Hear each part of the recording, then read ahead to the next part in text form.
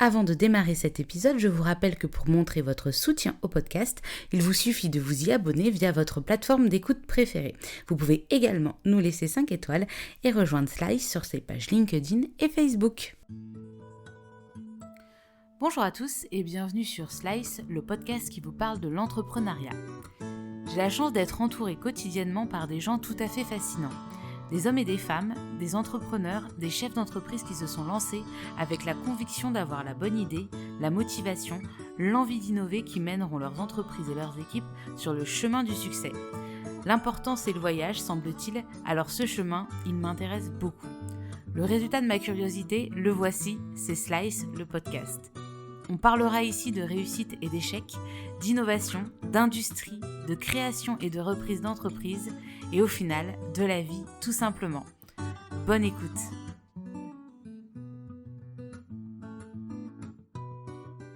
Bonjour à tous, je suis aujourd'hui en compagnie de François Andrieux, le grand Manitou de Tiber Éditions.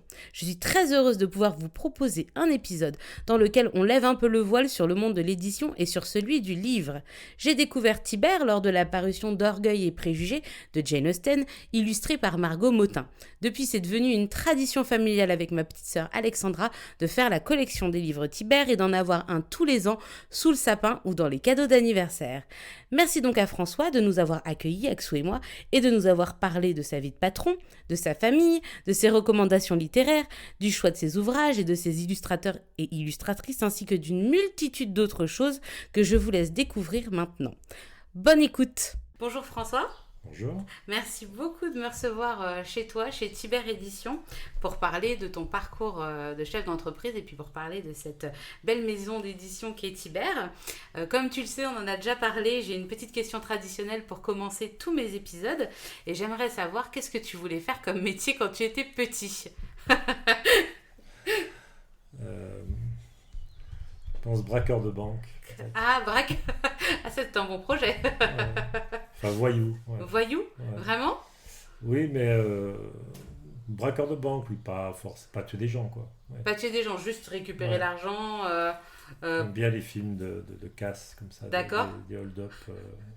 Normalement, je rebondis en demandant alors, qu'as-tu mis en place dans tes études pour devenir braqueur de banque? Mais ça me paraît un peu compliqué. Oui, je ne suis pas passé à la... T'es pas passé même pas un petit vol dans un Monoprix. Alors, même pas, j'ai une honnêteté qui confine à la bêtise. D'accord. Donc, à l'école, tu as fait un parcours classique? Oui, j'ai eu un bac scientifique. Après, je suis allé en prépa. J'ai fait un peu d'études derrière. Voilà. En prépa littéraire? Prépa de commerce. Prépa de commerce. Et Ouais. quand t'es arrivé, enfin, tu passes ton bac, t'as toujours pas d'idée de métier? Non. Donc j'ai un copain qui fait ça, on s'entend bien, et il me dit ça serait chouette que tu viennes avec moi, prépa m'inquiète.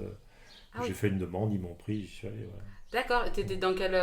où en France On est à l'Escale de Clermont. Ah, Clermont, d'accord, Ouais. toujours en Auvergne, d'accord. Donc tu fais ta prépa commerce, ça t'a plu? Non, c'était pas très intéressant. D'accord. Ouais. Mais du coup, t'as fait quand même les 2 ans ou tu sais, Non, parfois tu peux faire... j'ai arrêté après parce que c'était inintéressant. Intéressant possible. Et je n'étais pas très discipliné. Et après la prépa, du coup, comment Après, je suis allé en fac. Ouais. J'avais fait un peu de fac d'anglais. J'ai fait de la psycho. Mhm. Voilà, j'ai fait un peu de lettres. J'ai tâté un peu à tout. Ouais. D'accord. Mm. Ah, donc au final... Au final, je passais ma vie dans les bars et voilà, je disais énormément de choses déjà. D'accord. Mais c'est vrai que les cours ne m'intéressaient pas du tout. Tu nous as parlé que tu avais aussi fait 3 jours de service militaire Oui, mais là aussi, ils n'ont pas voulu de moi. Donc, à cause d'une petite crise d'asthme. Voilà, c'est ça. D'accord. Et donc du coup, t'as arrêté. Qu'est-ce qui t'a fait arrêter finalement? Je travaillais depuis que j'ai eu le bac, je travaillais en même temps. D'accord, tu faisais quoi? Plein de boulot. Après, j'étais pion. Ouais. Après, j'ai été représentant. J'ai fait Représentant de commerce, tu vendais? Oui, ok. alors j'allais j'étais représentant dans la cosmétique. J'allais voir des instituts de beauté, des choses comme ça. Et voilà, donc tout ça fait qu'on commence à gagner sa vie. Et donc, il y a un moment, on dit, bon, ça va. On va arrêter les frais. On va faire autre chose, voilà. Ok. Ouais. Et donc ton premier job quand tu quittes la fac? Ton premier vrai job? Des vrais jobs, j'en ai eu. Oui. Voilà, j'ai eu représentant l'art. Après, j'ai vendu des copieurs à une époque. Enfin voilà. Mais toujours pareil, c'est avec des relations amicales, en fait. Ouais. Des Tu gens te qui trouves. ouais, qui bossaient là-dedans. Et puis j'ai monté ma librairie d'occasion. J'avais, je sais pas, 25-26 ans. Comment ça t'est venu cette idée Bah, j'étais bibliophile depuis toujours, on va Ouais. dire. Depuis que j'étais gamin, dès que je pouvais avoir un livre, je mettais précieusement de côté. Et puis j'achetais beaucoup de livres, j'en revendais à des bouquinistes, Ouais. etc. Et puis un jour, j'ai pensé que ça serait bien de le faire moi. Ok. Donc j'ai monté avec un ami, on a monté une librairie. D'accord. Elle était située physique ou Physique, elle était, ah bah oui, à l'époque, oui, pas encore en ligne? c'était début des années 90. D'accord. Donc oui, c'était rue du Port à Clermont. Rue du Port à Clermont, ok. Et j'ai fait ça 2 ans avec mon ami Bruno. Après, lui m'a racheté mes parts et je suis parti de la boutique pour aller travailler dans une autre. D'accord. Pourquoi t'es parti? Est-ce Pas- qu'il y a une raison Bon, je pense on n'avait pas la même vision de la chose. Vous l'aviez créé tous les deux, vous On étiez l'avait créé tous associés, les ouais? deux, ouais. On était à 50-50, et c'est vrai qu'on n'avait pas la même vision du truc. Et voilà, je pense qu'il valait mieux rester amis. Pas Ouais, persévérer. ouais, non, mais ouais, c'était des moments super, mais. D'accord. Et donc quand tu quittes cette librairie, est-ce que toi tu le vis comme un échec ou non, c'est Ah, juste pas du tout, ça non, ne marche non. pas Bah, c'est pas que ça marchait pas, c'est que vraiment on n'avait pas la même vision des choses, ouais. ouais, du développement. Ouais. Donc je pense qu'à un moment, dans une entreprise, il faut que quelqu'un tranche, quoi.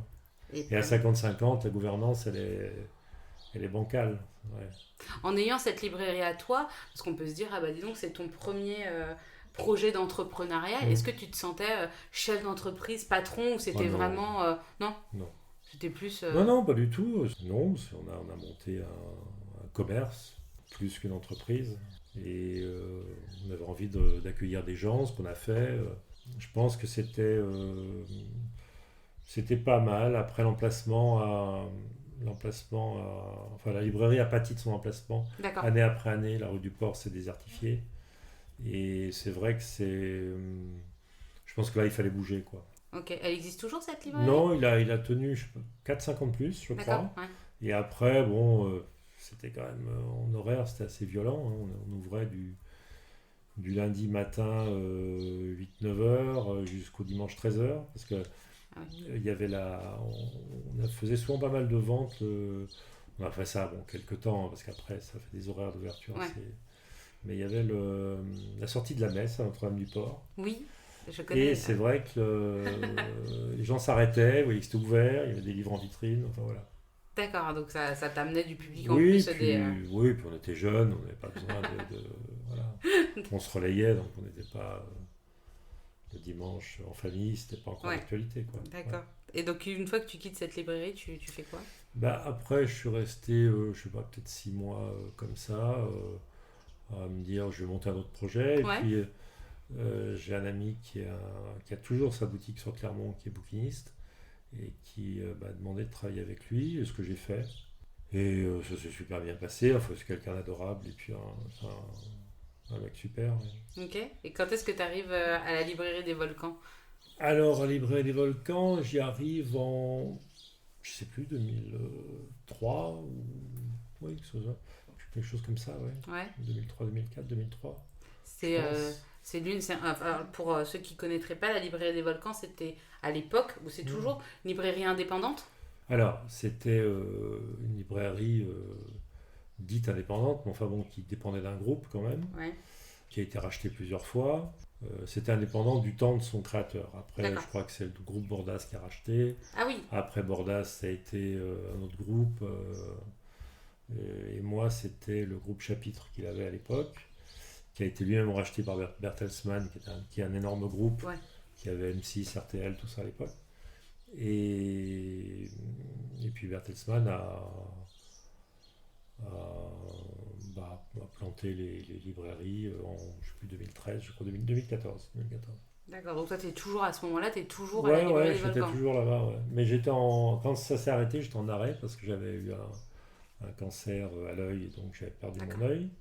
Donc quand ça s'est fait, j'étais chez moi, en fait. Voilà. D'accord. Et toi, à la librairie des volcans, tu travaillais plutôt dans quel domaine J'ai fait à peu près tous les rayons. J'ai surtout fait la littérature, le polar, la BD, la SF. Mais j'ai fait un peu d'histoire, j'ai fait le tourisme, les cartes routières. Ah oui, J'ai plutôt vaste. j'ai travaillé un peu en scolaire. D'accord. Le rayon sciences, voilà. Bon, Et quand la librairie des volcans, bon, ça va mal, comme tu disais, en 2012-2013. ouais, 2013, ça allait mal. Ouais.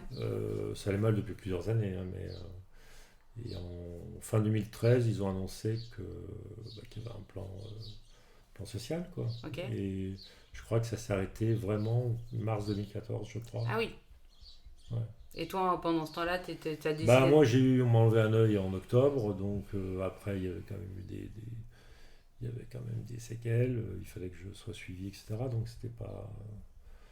Ça m'a évité l'agonie de la fin de la librairie, la ouais. fin de la librairie, ouais. Donc en fait, t'es parti pas trop le cœur lourd, t'avais d'autres Non, soucis à non, gérer, non, quoi. j'ai toujours détesté cette librairie de toute façon. Donc, c'est pas un souci. Parce que là-bas, on n'est pas libraire, on est vendeur. Et C'est quoi la différence pour toi?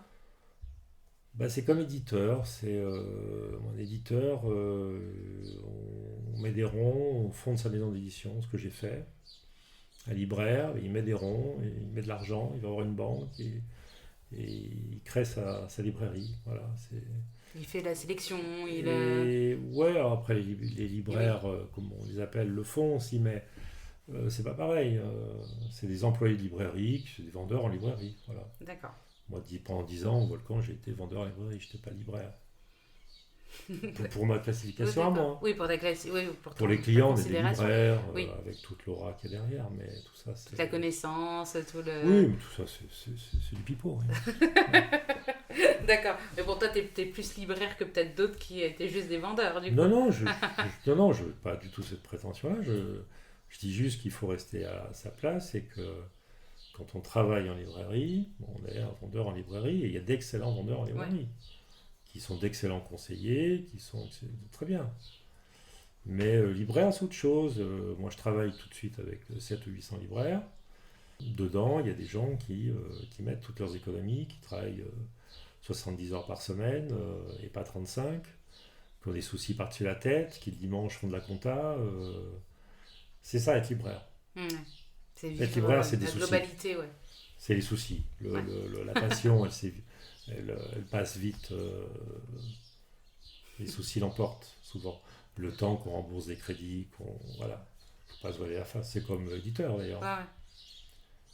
Mais pour moi, pareil, un éditeur chez Gallimard, chez Albin Michel, chez Plon, où vous voulez, des gens qui ont le statut d'éditeur ne sont pas des éditeurs, ce sont des employés d'une maison d'édition. C'est totalement différent. Ouais. Donc tu quittes la librairie des volcans en 2014. 14, ouais, 2014. Je crois. Et là, on décide avec deux de mes camarades de monter une vraie librairie indépendante. D'accord. Avec un concept un peu innovant sur la ville.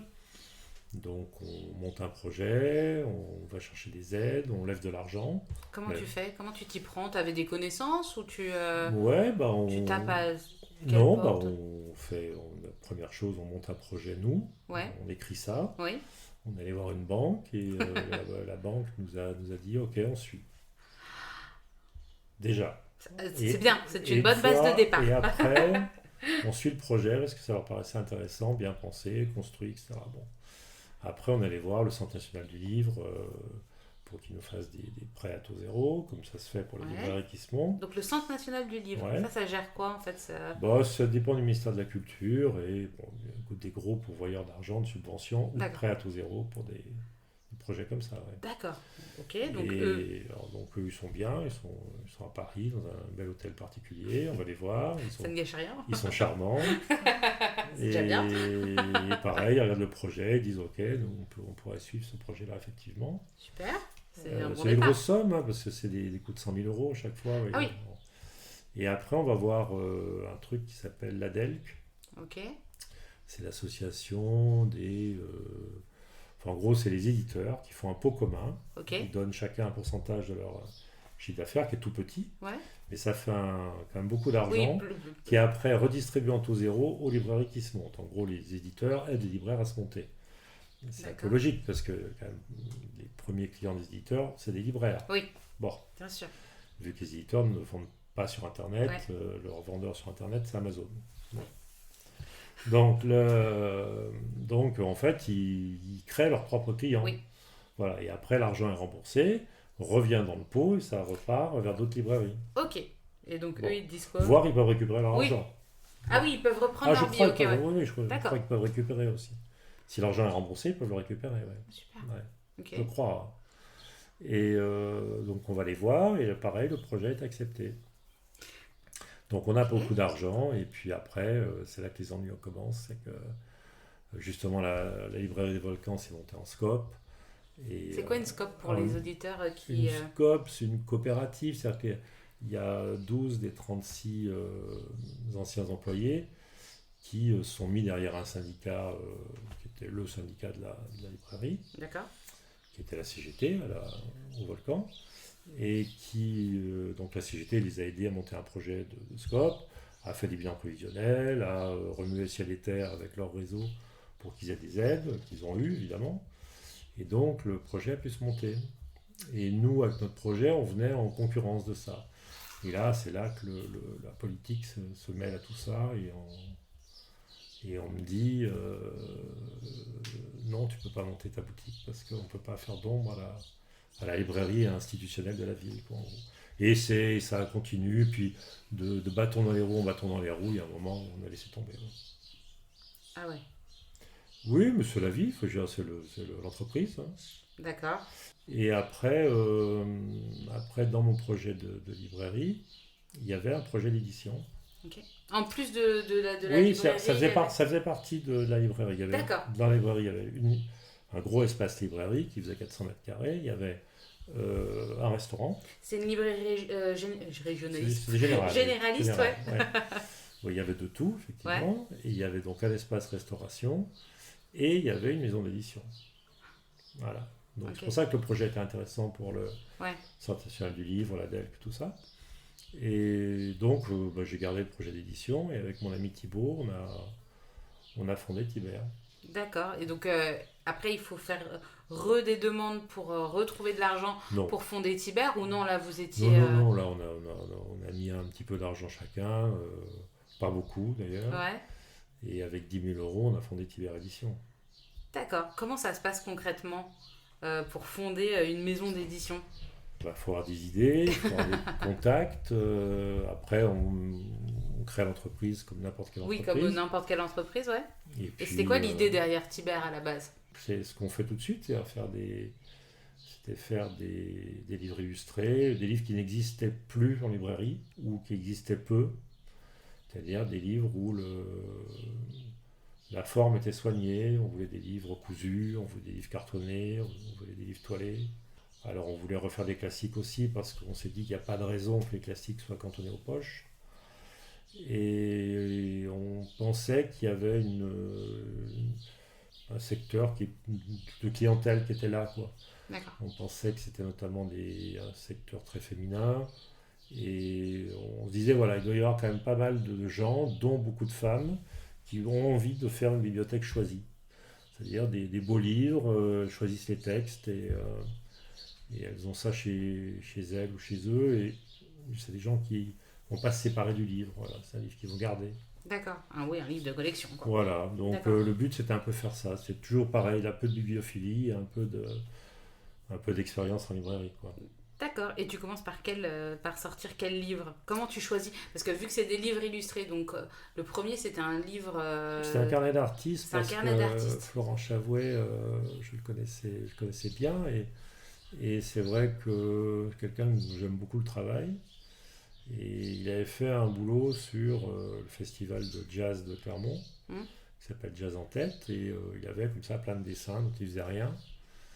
Et je dis, mais écoute, j'aimerais bien commencer avec toi, justement par un carnet d'artiste. C'est quoi un carnet d'artiste? C'est-à-dire qu'il n'y a pas de... déjà, il y a très peu de texte, et puis c'est plus comme un catalogue c'est un artbook, quoi, un peu. D'accord. C'est une sorte de catalogue de choses que l'artiste peut faire sur un sujet donné. Là, c'était le jazz. Lui, il connaissait rien au jazz, donc il a fait ça vraiment en candide, et ce qu'il a fait était chouette. Ouais. Donc, tu as fondé Tiber. Pourquoi Tiber déjà? Alors, Tiber, c'est le chat du roman de renard. Le roman de renard, c'est un livre qui est quand même très très ancien. Ouais, Moyen-Âge. Et consacre renard, c'est écrit avec un T. Et donc, il a été illustré 1000 fois, quoi. Ouais. Donc, c'est pour ça que c'était assez symbolique de faire des livres illustrés. On aurait pu s'appeler Renard Édition, voilà. D'accord. Mais Tiber, il y a l'amour des chats. Ouais. Les chassistants, les chassistants. fameux. Et puis, on a l'amour du livre illustré. Donc, on a mêlé les deux. On a pris le chat de Roman de Renard, qui est plutôt malin. Et donc, voilà, ça a fait un logo sympa. Tout était combiné, quoi. C'était bien. Ouais. D'accord. Donc, tu fondes Tiber. Comment ça se passe, en fait? Parce qu'il faut trouver, j'imagine, l'imprimeur. Ouais. C'est bête, mais j'y connais rien. Là, c'est question néophyte de trouver le papier, je sais pas quoi, la police. Ouais. Comment se fait toute cette réflexion? Alors, l'imprimeur... Oui, alors l'imprimeur, c'est une bonne question. Comme j'ai quand même beaucoup de livres chez moi, déjà, il suffit de regarder dans les livres récents, des livres qu'on aime bien, voir où ils ont été imprimés. Oui. Donc, déjà, ça donne des noms d'imprimeurs. Alors, le drame de l'édition française, c'est qu'on imprime beaucoup à l'étranger. Ok. Et moi, je ne voulais pas imprimer à l'étranger, mais bon, j'ai quand même fait un devis ou deux pour voir en Italie, en Espagne, Ok, ouais. voir en Europe de l'Est ce que ça donnait. Parce que ça imprime beaucoup là-bas aussi. Il y a une grande différence de prix Oui, quand même. Ouais. Il y a une différence assez importante. La Chine, c'est encore mieux, évidemment. Il y a des gens qui impriment en Chine. Enfin, moi, j'avoue, j'ai jamais regardé, mais... Plein de beaux livres de chez Gallimard sont imprimés en Chine. Faut pas... L'édition de luxe des Harry Potter de chez Gallimard est imprimée en Chine. Je suis tellement déçue. Pardon, c'est la déception. On ira les voir tout à l'heure, c'est marqué. Ouais. Non, mais il y en a beaucoup. Donc, moi, je veux l'imprimer en France. Donc, j'ai fait faire des devis comparatifs. J'ai regardé les livres imprimés en France. Et puis, des copains dans l'édition m'ont dit, tiens, il y a tel imprimeur qui est pas mal, va le voir. Donc, j'ai appelé, des devis. On a fait on a travaillé sur les papiers parce qu'ils ont des catalogues de papier. Donc, on a choisi des choses. Et puis... on a fait un premier livre, ça s'est bien passé. Je suis toujours chez cet imprimeur-là. Ouais. D'accord, tu restes avec le même imprimeur. Qui est à côté de Lyon, qui est dans l'Ain. Ouais. D'accord, ok, donc c'est très régional. Ouais, ça limite les transports. Et puis, ouais. Et donc tu publies Jazz en tête, du nom du festival de jazz de Clermont-Ferrand. Et Tiber Édition fonctionne avec Ulule. Oui, Alors Ulule, c'est une plateforme participative, voilà, où tu déposes un projet. Pourquoi tu choisis de fonctionner avec Ulule? Alors Ulule ou notre plateforme, oui. Il n'est pas dit qu'un jour on ne change pas, on verra. Il y a des plateformes très performantes, mais pour ces plateformes-là, il ne faut pas oublier qu'on a des clients. Oui. Et souvent, ces plateformes-là oublient qu'on a des clients. Voilà, donc de temps en temps, je pense qu'il faut quand même leur rappeler qu'ils nous aident effectivement à nous promouvoir et à faire rentrer de l'argent et à rentrer en lien avec une communauté, mais ils prennent qu'un pourcentage au passage. Donc on est quand même des clients. Et c'est vrai que des fois, il faut leur rappeler un peu. Donc pour le moment, c'est Ulule, on va dire. Okay. Et Ulule, parce que ça nous a été conseillé par un autre éditeur de Clermont qui s'appelle Valentin, qui a La Poule qui pond. La Poule qui pond, d'accord. Ouais, et qui est un bon éditeur qui fait des bonnes choses, vraiment, qui se remue bien. Et il m'a dit, oui, moi je fais des choses là-dessus, c'est pas mal, pour telle et telle raison. Et moi j'avais en tête déjà d'avoir un lien fort avec une communauté. Okay, ouais. Donc le moyen, c'est vraiment pour toucher une communauté de gens qu'on ne connaît pas, il faut commencer. Et les plateformes comme ça permet ça. Ouais. Et donc du coup, le principe, c'est que donc, tu lances un projet, c'est-à-dire que tu montres ce qui va être imprimé, voilà. Donc sous toutes les coutures, le graphisme, etc. Et ensuite, tu fais... Déjà, dès le premier livre, il y avait des lots, le système de lots. On a fait des tote bags, des goodies variés, oui. D'accord, et chacun peut acheter le lot qu'il désire avec les goodies qu'il veut. Voilà. Et après, toi, parce que tous les livres... Enfin, une grande partie des livres sont numérotés, enfin, c'est des tirages limités. Oui, c'est toujours des tirages limités. Donc le premier était limité à 1000. Ce qui est pas mal pour un début. Oui, c'est bien. je crois pas dire de bêtises, mais ça demande vérification, mais je crois que sur tous les livres qui sont sortis l'année dernière, donc on parle de dizaines de milliers quand Oui. même, hein. Je crois qu'en roman, il n'y en a que 800 qui ont passé les 5000, dont nous, puisque Oui. voilà, les dernières, Raison et Sentiment, on les a fait. Et on passe les 5000, nous, au moins une fois tous les 2 ans. Voilà. Donc, il ne faut pas que les gens se trompent, il y a très peu de livres qui se vendent, en fait. C'est toujours les mêmes qui se vendent. Voilà. Ouais. Et tout ça, ça fait une masse après. D'accord. Donc tu sors Jazz Voilà. en tête, ça se passe bien. Ça se passe pas mal, sans Ouais. plus. On compte beaucoup sur le réseau au départ, les Ouais. relations, les amis, ils achètent le livre, ils en parlent, les gens regardent, ils achètent le livre, ils en parlent, etc. Donc on arrive à... Tu perds de l'argent? Non, on a juste équilibré le D'accord. premier livre, ce qui est bien. Donc finalement, oui. C'était bien. Et là, vous êtes toujours tous les deux à ce Ouais, on moment-là? est toujours tous les deux, oui. Thibaut, Oui. donc, et toi. Voilà. Ok. Et donc, il faut un graphiste. Ouais. Parce que ça, c'est un vrai métier. On ne s'improvise pas. Plein de gens bidouillent sur Internet avec des logiciels, mais là, on ne s'improvise pas comme ça. Donc là, c'est Camille, notre graphiste, qui est là depuis le début, qui fait tout le boulot. D'accord. Et qui fait un boulot extraordinaire vraiment de contenu graphique. C'est elle qui fait tous les liserés sur les bords des livres. C'est elle qui donne un peu le ton et la couleur des livres. Voilà. À D'accord. partir des illustrations, elle arrive à donner une Cohérence une globale. patte au livre, ouais, donc c'est important. Après, elle trouve la police qui correspond, c'est elle qui a défini la maquette, voilà, donc on a travaillé ensemble, mais c'est les 90% des idées, c'est elle. Quand même. Et donc Camille, elle est là depuis le début. Depuis le Voilà. début. Ok. Et tu l'as rencontrée comment? Comment se fait la... Bah, il se trouve que c'est mon épouse. Ah bah. Parce que c'était son métier, elle avait monté sa petite entreprise avant. Ok, Camille, c'est ton épouse, d'accord. Voilà. Donc, Ok. la maman de Tess. D'accord. Et comment se fait le travail en famille? Bonne idée? Euh, Elle n'est pas à 100%, tu m'avais dit, non, Ah, sur Tibère. ah non, mais elle a aucune part dans Tibère. D'accord, ok. Moi, je suis un client. D'accord. Ah, t'es un client de ta femme. Voilà. Très bien. C'est Bah, super. ça évite les problèmes. Voilà.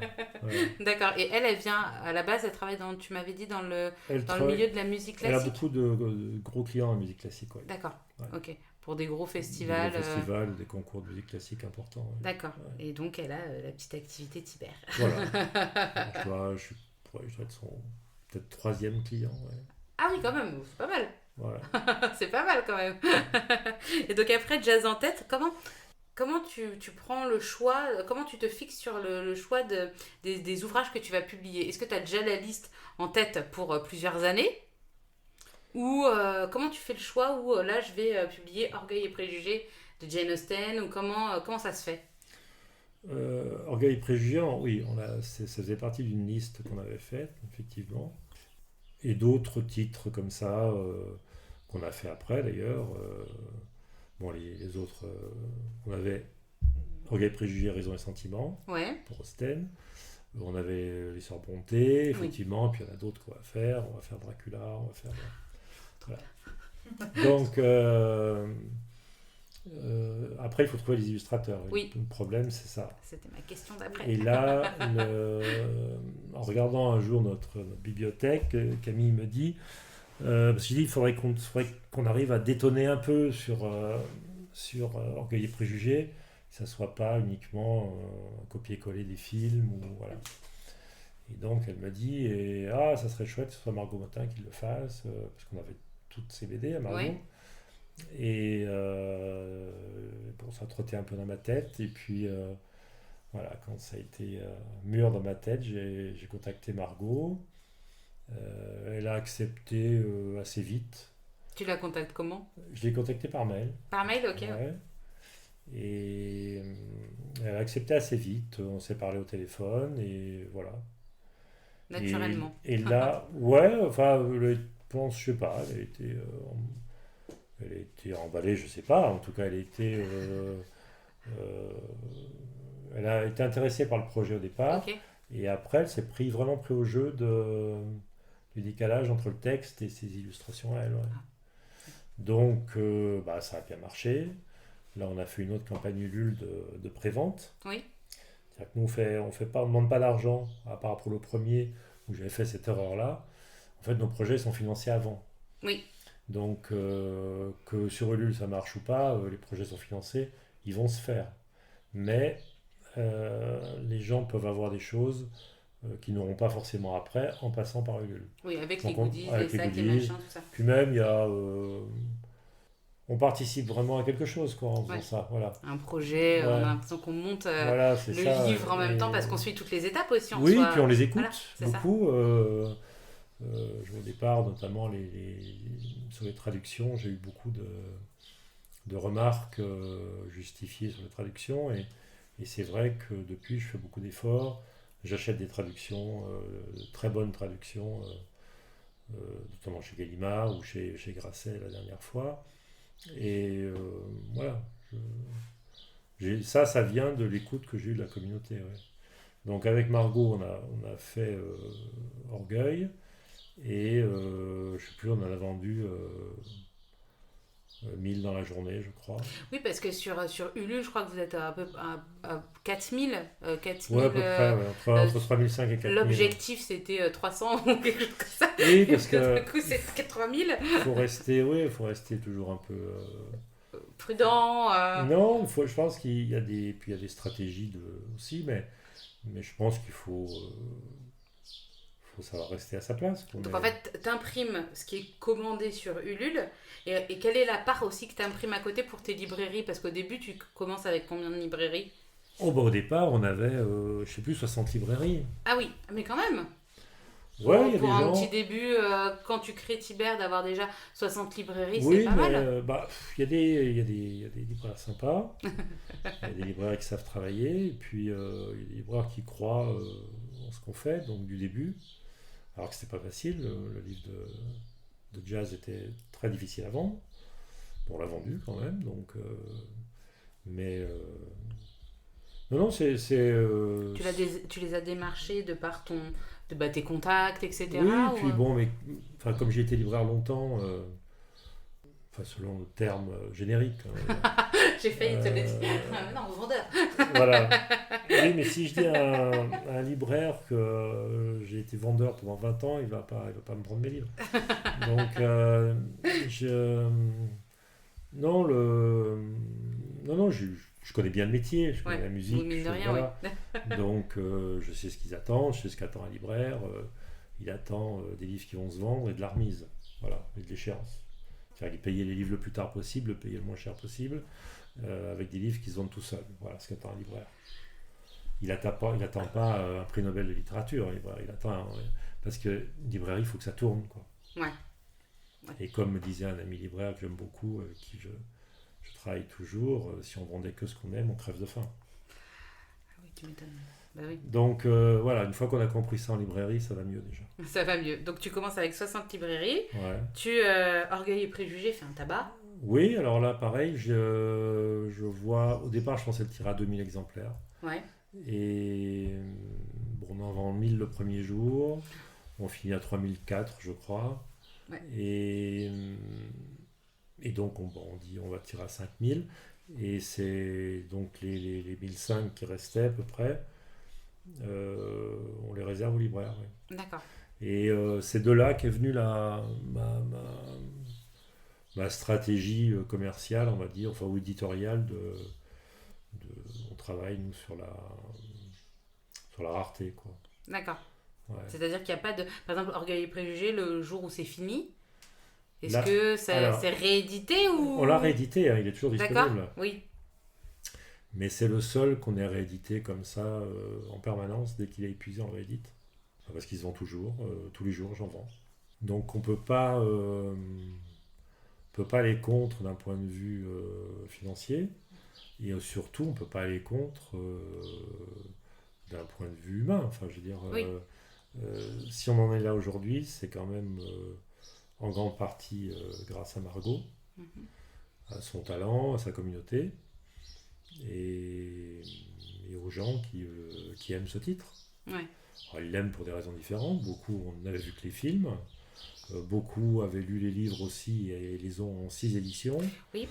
Voilà, donc donc on ne peut pas dire du jour au lendemain, non, On l'édite plus, c'est on fini, quoi. l'édite plus parce que voilà, on a décidé que je le fais sur d'autres titres, oui. Ouais. On travaille nous sur la frustration en fait. C'est ça la frustration. Ouais, voilà, parce que il faut ça pour avoir du plaisir après, il faut bien être frustré un jour. Ouais. Donc on travaille là-dessus, mais pas sur Orgueil et Préjugés. Ouais, sur les Il y a un jour où peut-être qu'effectivement je l'arrêterai 1 an ou 2, peut-être, Oui. mais tant qu'il y a cette demande-là, non. Enfin, Et du coup, comment ça se passe pour rééditer? T'attends vraiment qu'il y ait plein d'une liste d'attente, enfin je sais pas, tu reçois une liste d'attente de libraires qui disent ah bah on a eu tant de demandes ou tant de pré-réservations ou parce que ça se passe comment pour relancer une édition? Parce que tu peux pas le faire, par exemple, on va imprimer 10 livres, seulement 10 Ah livres, non. ça doit coûter Ah non, non, bah non. ça coûte combien enfin je sais pas si on peut Si le on dire peut, ou on peut te dire des choses, mais non, non, mais si je fais, par exemple, si je bon, ben, moi, on a fait des livres qui sont difficiles à faire. oui. Donc, moi, les Margot Motin, je les vends 28 €. Ou le Jenner, par exemple, qu'on a fait, qui fait 600 pages. Oui. C'est tout en couleur, c'est cousu, etc. Bon, comme j'ai dit. Enfin, je trouve pas ça choquant. Pour moi qui Non, passe ma non, vie dans non. des librairies à acheter des livres, c'est pas non plus Non, un non, pas du prix tout. Non, qui c'était. qui me choque. Non, bah non, quand je vois que tous les livres de la rentrée en brochet Bah oui, c'est ça. sont à 22 €, 23 Oui, voilà, euros. c'est ça. Bon. Enfin, c'est... Non, non, c'est pas du tout honteux. Simplement, comme nous, on imprime en France. Ouais. Contrairement à beaucoup de ces livres-là, c'est vrai que ou alors pudiquement, ils sont marqués, imprimés dans l'Union européenne. Mais c'est vrai que le SMIC en Bulgarie est à 200 € quoi. Oui. Bon. Donc C'est pas la même chose. c'est pas pareil. Après, il faut savoir ce qu'on veut. Et non, un livre comme Jenner, par exemple, ou comme comme Orgueil, ça vaut 6-7 € hors taxe, en faisant un paquet quand même. Hein. Oui, en faisant beaucoup, oui, Ouais. parce que forcément. Mais en revanche, si j'en fais que 500, Ouais. tout de suite, ça monte à plus de 15 € la bête. Ah oui. Donc là, effectivement, on peut plus le vendre 28, c'est impossible. Ouais. Ouais. Donc il faut quand même qu'il y ait. Est-ce que Ulule aussi, c'est une façon de se rassurer, de se dire il y a le marché, enfin. Voilà, il y a un nombre certain de livres qui vont être commandés, ça intéresse les gens, comme ça je peux me lancer et peut-être faire une prévision sur Oui. plus, se donner un peu les reins solides pour... C'est un indicateur, mais surtout, ça. Non, mais je pense que c'est vraiment une manière de faire participer les gens. Ouais. C'est surtout ça, en fait. J'aime bien, ouais. Si on pourrait le mettre sur notre site, en Ouais. disant voilà, il est en prévente sur notre site avant la librairie, on en vendrait autant, je pense. Et du coup, on n'aurait pas le pourcentage à Ulule, par exemple. Ah ouais. Mais là, avec ce système-là, je pense que déjà, on a des nouveaux clients à chaque fois. Mhm. Et puis, surtout, les gens vraiment participent à Tibère. Ouais. On les appelle les amis de Tibère, d'ailleurs. Et, j'en appelle, Oui, tu j'en m'as appelle dit, ouais. certaines régulièrement. Parce que c'est des personnes formidables qui me donnent plein de conseils, en fait, sur ce qu'elles aiment. Voilà. Je dis elles parce qu'on a 92% De femmes. de lectrices, voilà. Et donc après le buzz de Orgueil et Préjugés illustré par Margot Motin, donc il y a eu une dizaine de publications chez Tibère jusqu'à présent depuis près, 2016. Voilà, là la dernière, il y a une campagne Ulule en ce moment même sur les hauts de Hurlevent de Émilie Brontë. Et donc, comment se fait la rencontre avec Emmanuelle Michel pour le deuxième livre? Parce que t'as combien d'illustratrices? T'as Nathalie Novi, Emmanuel Michel, qui est un homme, et Livia Pastre. Et Livia Caruso. J'ai 2 Livia. Et Livia Caruso, voilà. Et comment se fait la rencontre avec Emmanuel Michel pour les Hirondelles de Kaboul? Emmanuel, on se connaît depuis plus longtemps. Bon, je ne sais pas, depuis plus de 10 ans, peut-être 15. Parce qu'il venait à la Biennale du carnet de voyage à Clermont. D'accord. C'est un grand, vraiment, il a beaucoup de talent. C'est un grand peintre de voyage, surtout. Il fait des sculptures magnifiques aussi. Et donc, il venait régulièrement à la Biennale et il se trouve que c'est moi qui, pendant plusieurs années, me suis occupé du stand librairie. D'accord. C'est moi qui gérais ça. Donc, je rencontrais forcément tous les illustrateurs et avec Emmanuel, c'est toujours bien passé. Quelqu'un qui est vraiment très sympa et très franc aussi, ça aide. Et puis, qui a beaucoup de talent, oui. Et donc, un jour, on avait fait Jazz en tête. Et à bien le carnet de voyage, justement, je le vois et il me dit: Ah, t'as fait ça comme maison d'édition, puis c'est marrant et tout. Et je lui dis: Bah oui, d'ailleurs, si tu veux, on fait un livre ensemble. Et il m'a dit: Je veux bien en faire un, mais il faut que ce soit Les Hirondelles de Kaboul. Donc c'est lui qui a choisi. Ouais. Donc, moi, ça m'allait parce que l'ambition, entre guillemets, de la maison d'édition, c'était de faire des textes autour de personnages féminins forts. Lizzie Bennett, par exemple. Et donc, Les Hirondelles de Kaboul, ça donnait une autre facette des femmes dans ce qu'on peut appeler des conditions pas faciles, voire hostiles. Parce que quand même une qui se fait lapider en début de roman. Donc voilà, ça allait bien avec ce que je voulais faire. Et donc je suis allé négocier les droits chez Julliard avec le PDG de Julliard. Ah oui, alors comment ça se passe ça Pareil, j'ai contacté par mail Bernard Barrault, qui dirigeait Julliard à l'époque, et puis je lui ai envoyé mon idée, quelques dessins qu'avait fait Emmanuel. Il les a montrés à Yasmina Kadra, qui a dit oui. Et après, on s'est mis d'accord pour un rendez-vous à Paris pour négocier le pourcentage. Voilà. Ah oui, parce que oui, forcément. Et oui, il faut que je reverse des trucs. Tu l'as rencontré, Yasmina Kadra? Non. D'accord, donc finalement, ça s'est plutôt bien passé. Oui, c'est pas une expérience que je recommencerai tout de suite, disons, avec des auteurs. On va rester sur les auteurs morts. On a moins de soucis. Les auteurs morts donnent moins de soucis. On a moins de soucis avec les auteurs morts. Mais non, mais je pense que c'est... moi, je fais cette maison pour deux types de personnes, trois, on va même dire. D'abord pour les lecteurs et lectrices, c'est évident, et les libraires, et puis aussi ma petite équipe, puisque maintenant on est plusieurs. Mais donc je pense qu'il faut respecter tous ces gens-là, quoi. Et quand est-ce que c'est fait l'ajout de gens dans l'équipe de Tibère au fur et à mesure Camille, je la compte dans l'équipe, même si je ne suis qu'un pauvre client. Mais c'est mieux, parce que ça ne mélange pas les genres comme ça. Voilà. Et après, donc quand j'ai racheté les parts de Thibaut, qui lui est reparti en librairie. D'accord.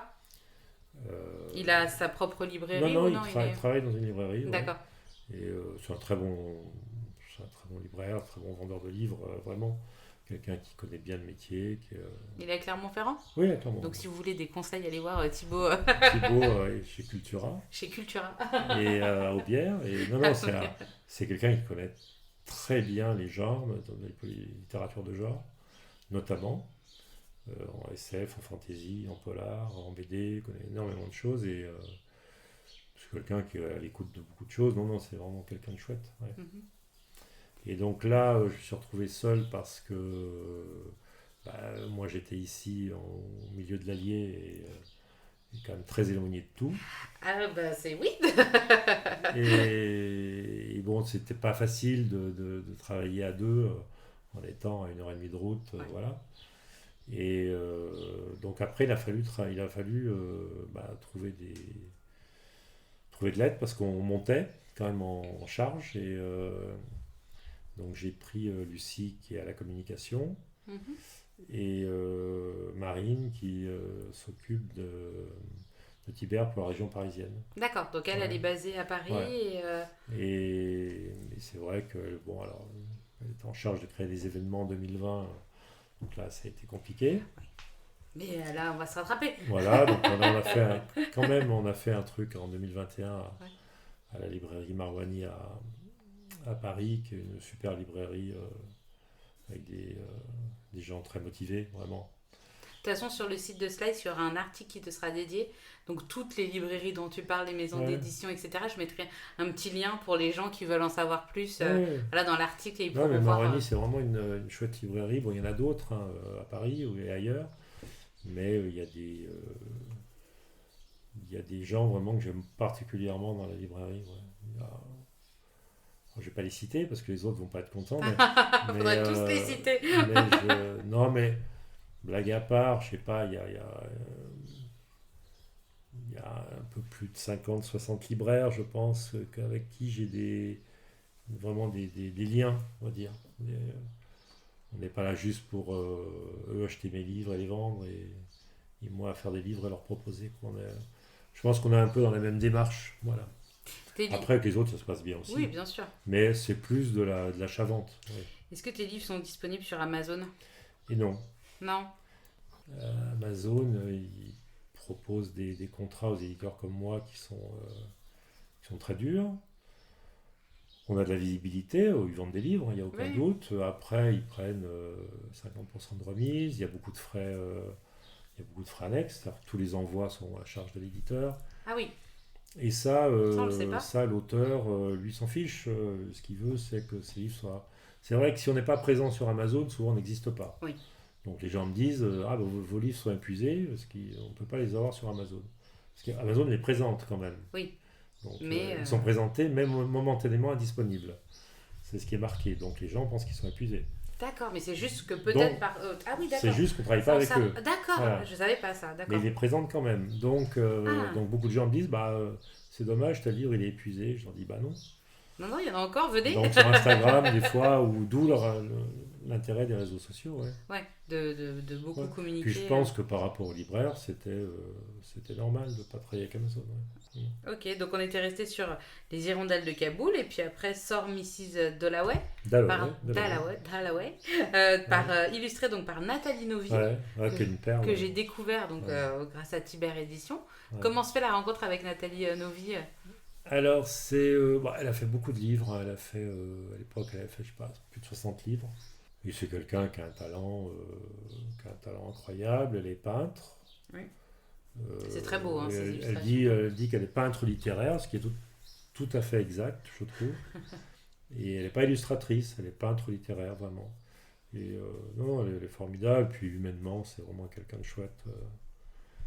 Ouais. Non, on s'entend bien. On a quasi le même âge, on a vécu des choses communes, des époques communes, on a un peu le même regard sur les choses, je pense, et c'est bien. Mais j'ai la chance parce que Margot, c'est quelqu'un de super aussi, très humble, très discrète, alors que c'est quand même Margot Motin. Oui, oui, c'est vrai. Alors que non, c'est vraiment quelqu'un de chouette, et son compagnon Paco, pareil, c'est des gens vraiment estimables. Ouais. De toute façon, quand tu les suis sur Instagram avec ils sont marrants. Le Margot Paco Show, quand ils prennent l'apéro tous les vendredis soirs ou tout ça, c'est... Oui, c'est ça. Et puis ils sont... c'est des grands professionnels. Faut pas croire, ils font les clowns des fois, mais c'est... l'un n'empêche pas l'autre. Oui. Ouais. C'est vraiment des chouettes gens. Mais on a des rapports plus proches avec Nathalie parce que je pense qu'on est... on se voit plus souvent déjà. Ouais. Et puis c'est vrai on est plus proche en âge aussi, on a le même âge. Donc c'est vrai que ça on se raconte nos guerres peut-être un peu. Donc ensuite Margot Motin avec Persuasion, et puis Jane Eyre avec Nathalie Novi, et puis Raison et Sentiment avec Margot Motin. Alors c'est un truc que j'essaie d'instituer. Bon, à partir de l'année prochaine, on fait 3 livres par an. 3 livres par an, d'accord. C'est fait. Bon, okay. Ils sont déjà inscrits au programme. Ça te prend combien de temps, un livre ? On ne peut pas faire plus de 3 livres. C'est pas possible.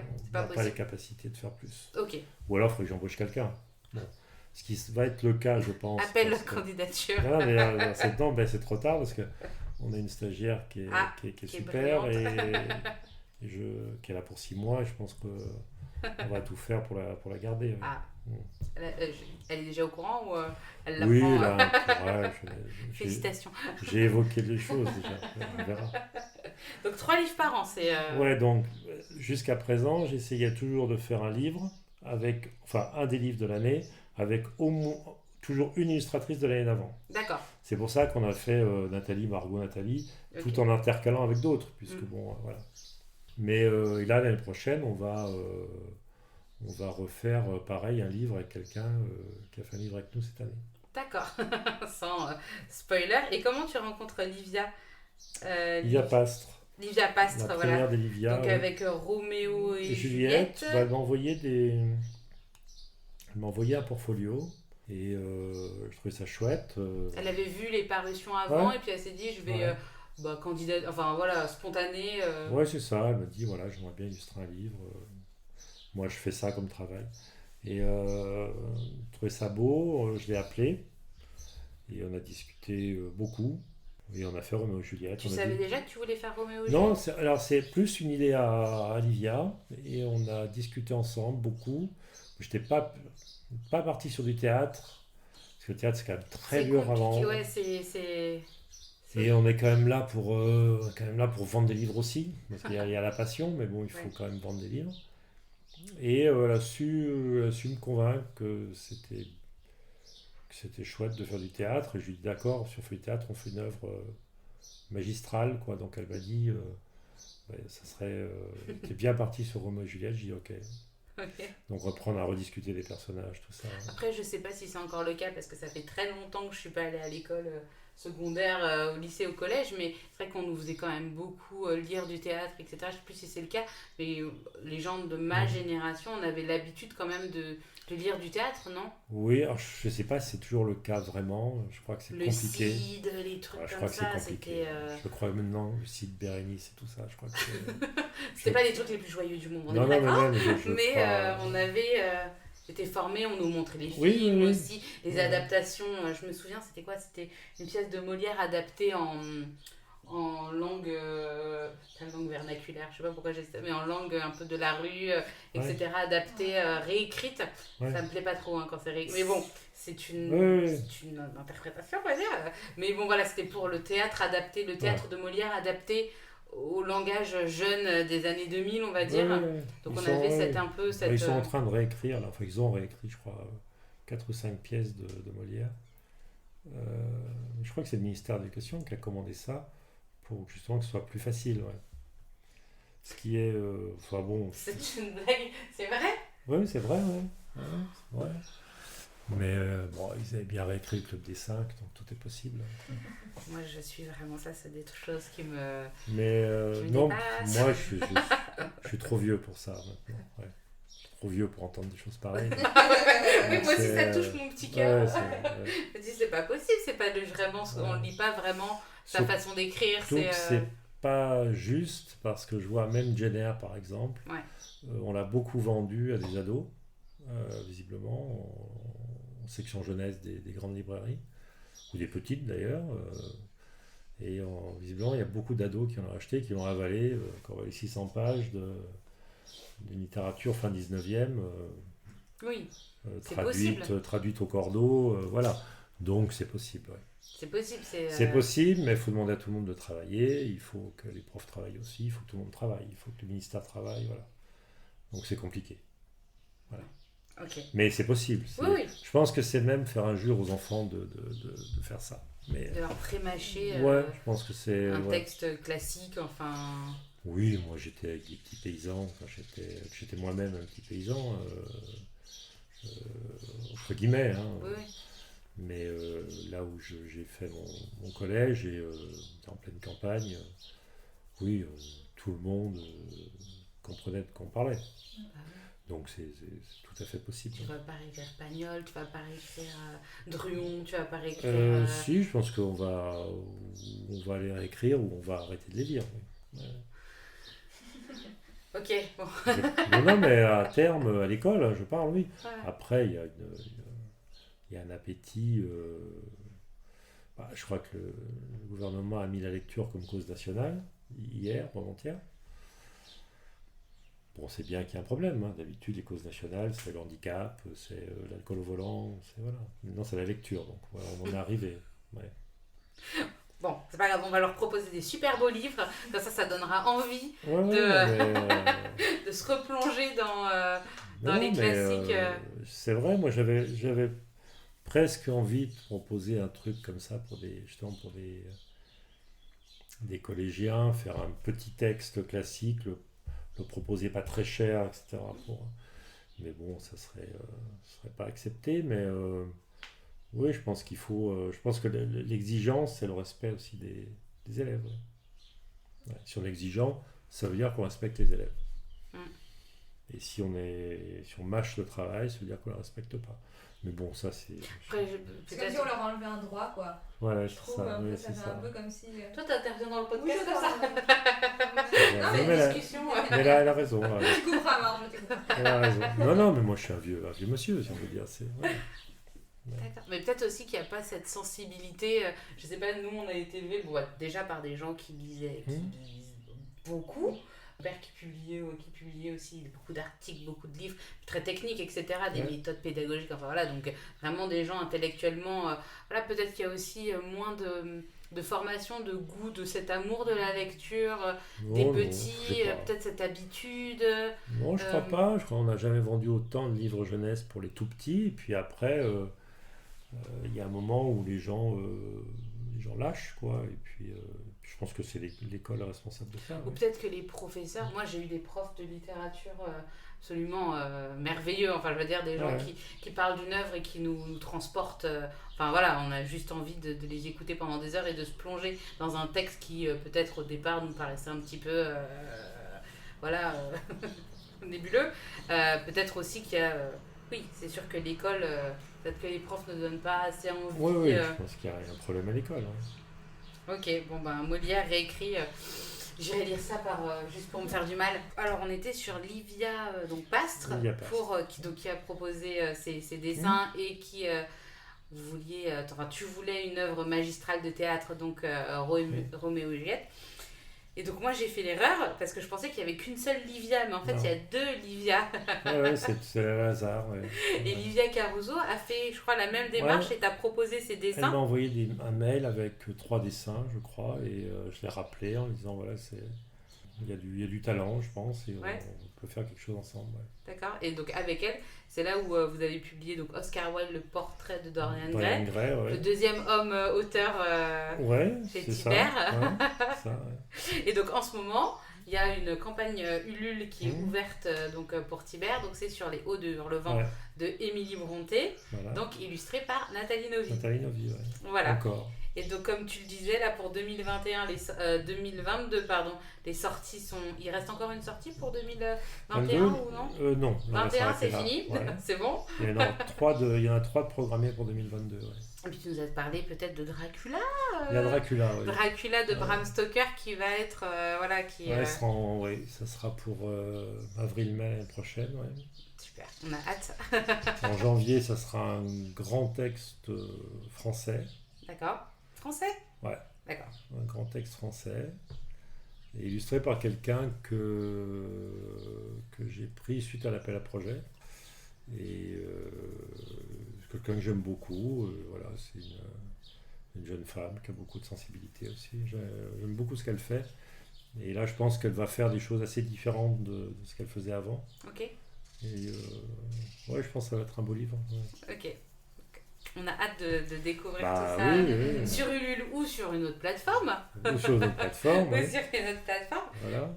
On en parlait hors micro, ça m'intéresserait de savoir, et je pense que ça intéresserait les auditeurs aussi de connaître ta journée type. Parce qu'il faut savoir que donc tu es comment il t'appelle ? Le grand Manitou ? Non, ça, c'est les filles qui disent ça.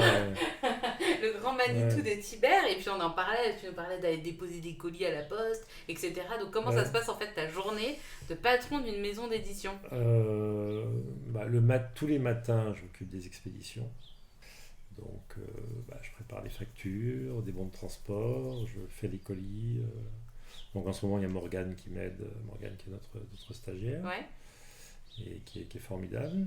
Et donc ça, c'est la matinée, c'est vraiment là-dessus. Ouais. Et le travail éditorial, donc on va à la poste, effectivement, début d'après-midi. On va tous les jours à la poste. Hein. Dans un camion. On amène, je sais pas, on doit faire 8-10 000 colis par an. Donc, ah oui, quand même, ouais. Mais oui, l'après-midi, c'est plus travail éditorial. Donc j'appelle des auteurs, on travaille sur le graphisme avec Camille. Ouais. On est en recherche de goodies, on lit des textes, voilà. Puis il y a la compta, il y a la banque, il y a toujours aussi le... Ouais. Comment se fait la sélection des goodies ?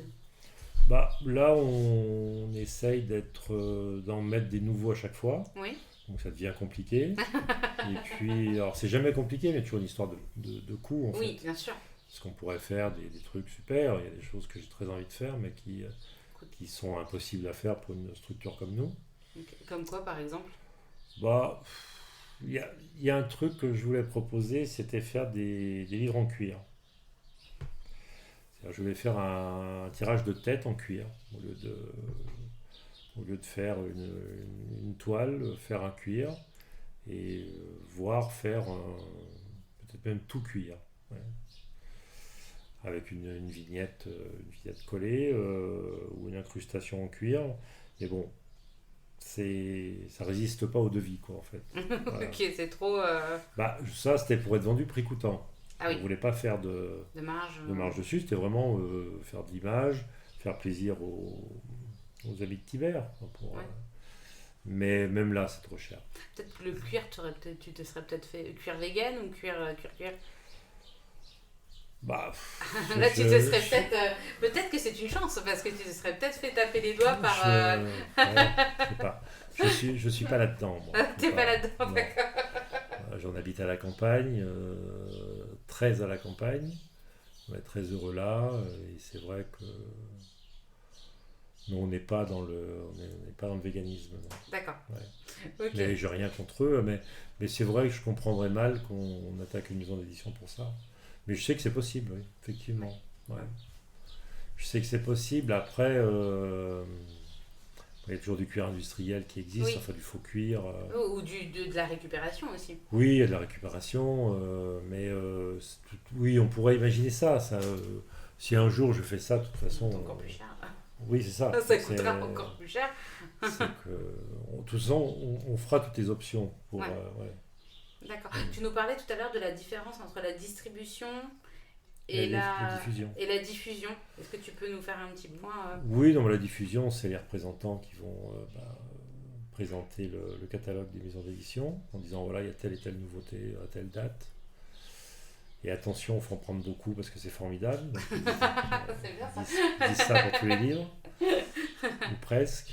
Et après, c'est les libraires qui font leur choix. Ouais.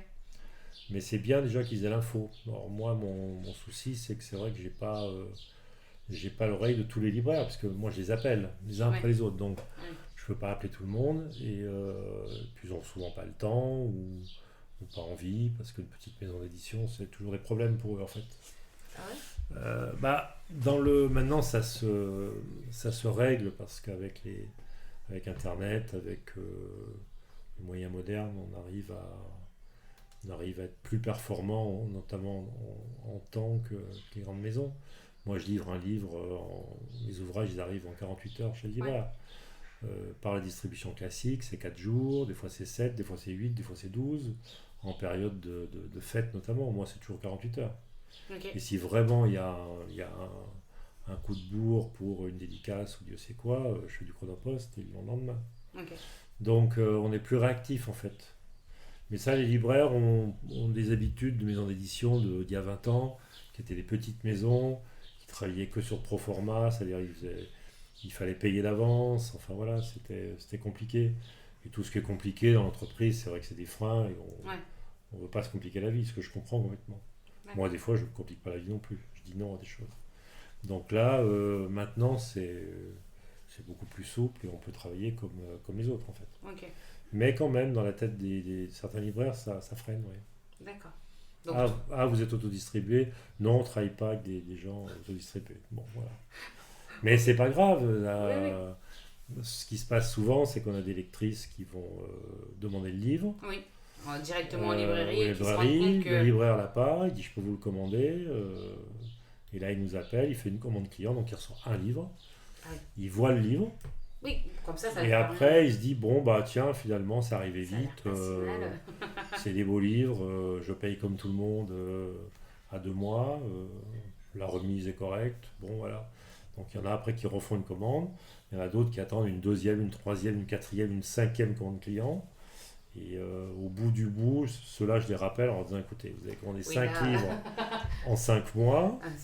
Est-ce qu'on pourrait pas, vous payez des frais de port à chaque fois, est-ce qu'on pourrait pas effectivement faire une implantation chez vous, même sur peu d'ouvrages, Mais c'est compliqué, Et c'est là aussi où nos clients jouent un rôle important en allant demander leurs livres à leur libraire. Faire connaître la maison d'édition et donner envie aussi aux libraires de se pencher là-dessus. Et, parce qu'il y a combien de maisons d'édition en France ? Je sais pas.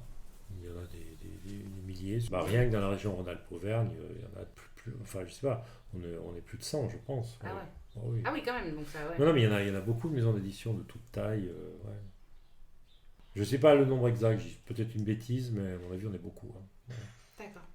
Ça fait 5 ans maintenant que Tibère existe. Quel bilan tu dresses de l'aventure là pour l'instant ? C'est la fameuse question. Et si c'était à refaire, est-ce que en tant que chef d'entreprise, tu referais pareil, les mêmes choix, ou est-ce qu'il y a eu vraiment des difficultés ? Est-ce que tu as eu peur pour Tibère ? Est-ce qu'il y a eu des choses qui t'ont fait penser faut que j'arrête, ça va pas marcher, je lâche l'affaire. C'est un combat de tous les jours. Alors tout le monde dit ça dès qu'on a une boîte, mais non, il y a du vrai, c'est compliqué. 2020 était une année pour nous sans problème, malgré les confinements, jusqu'en novembre.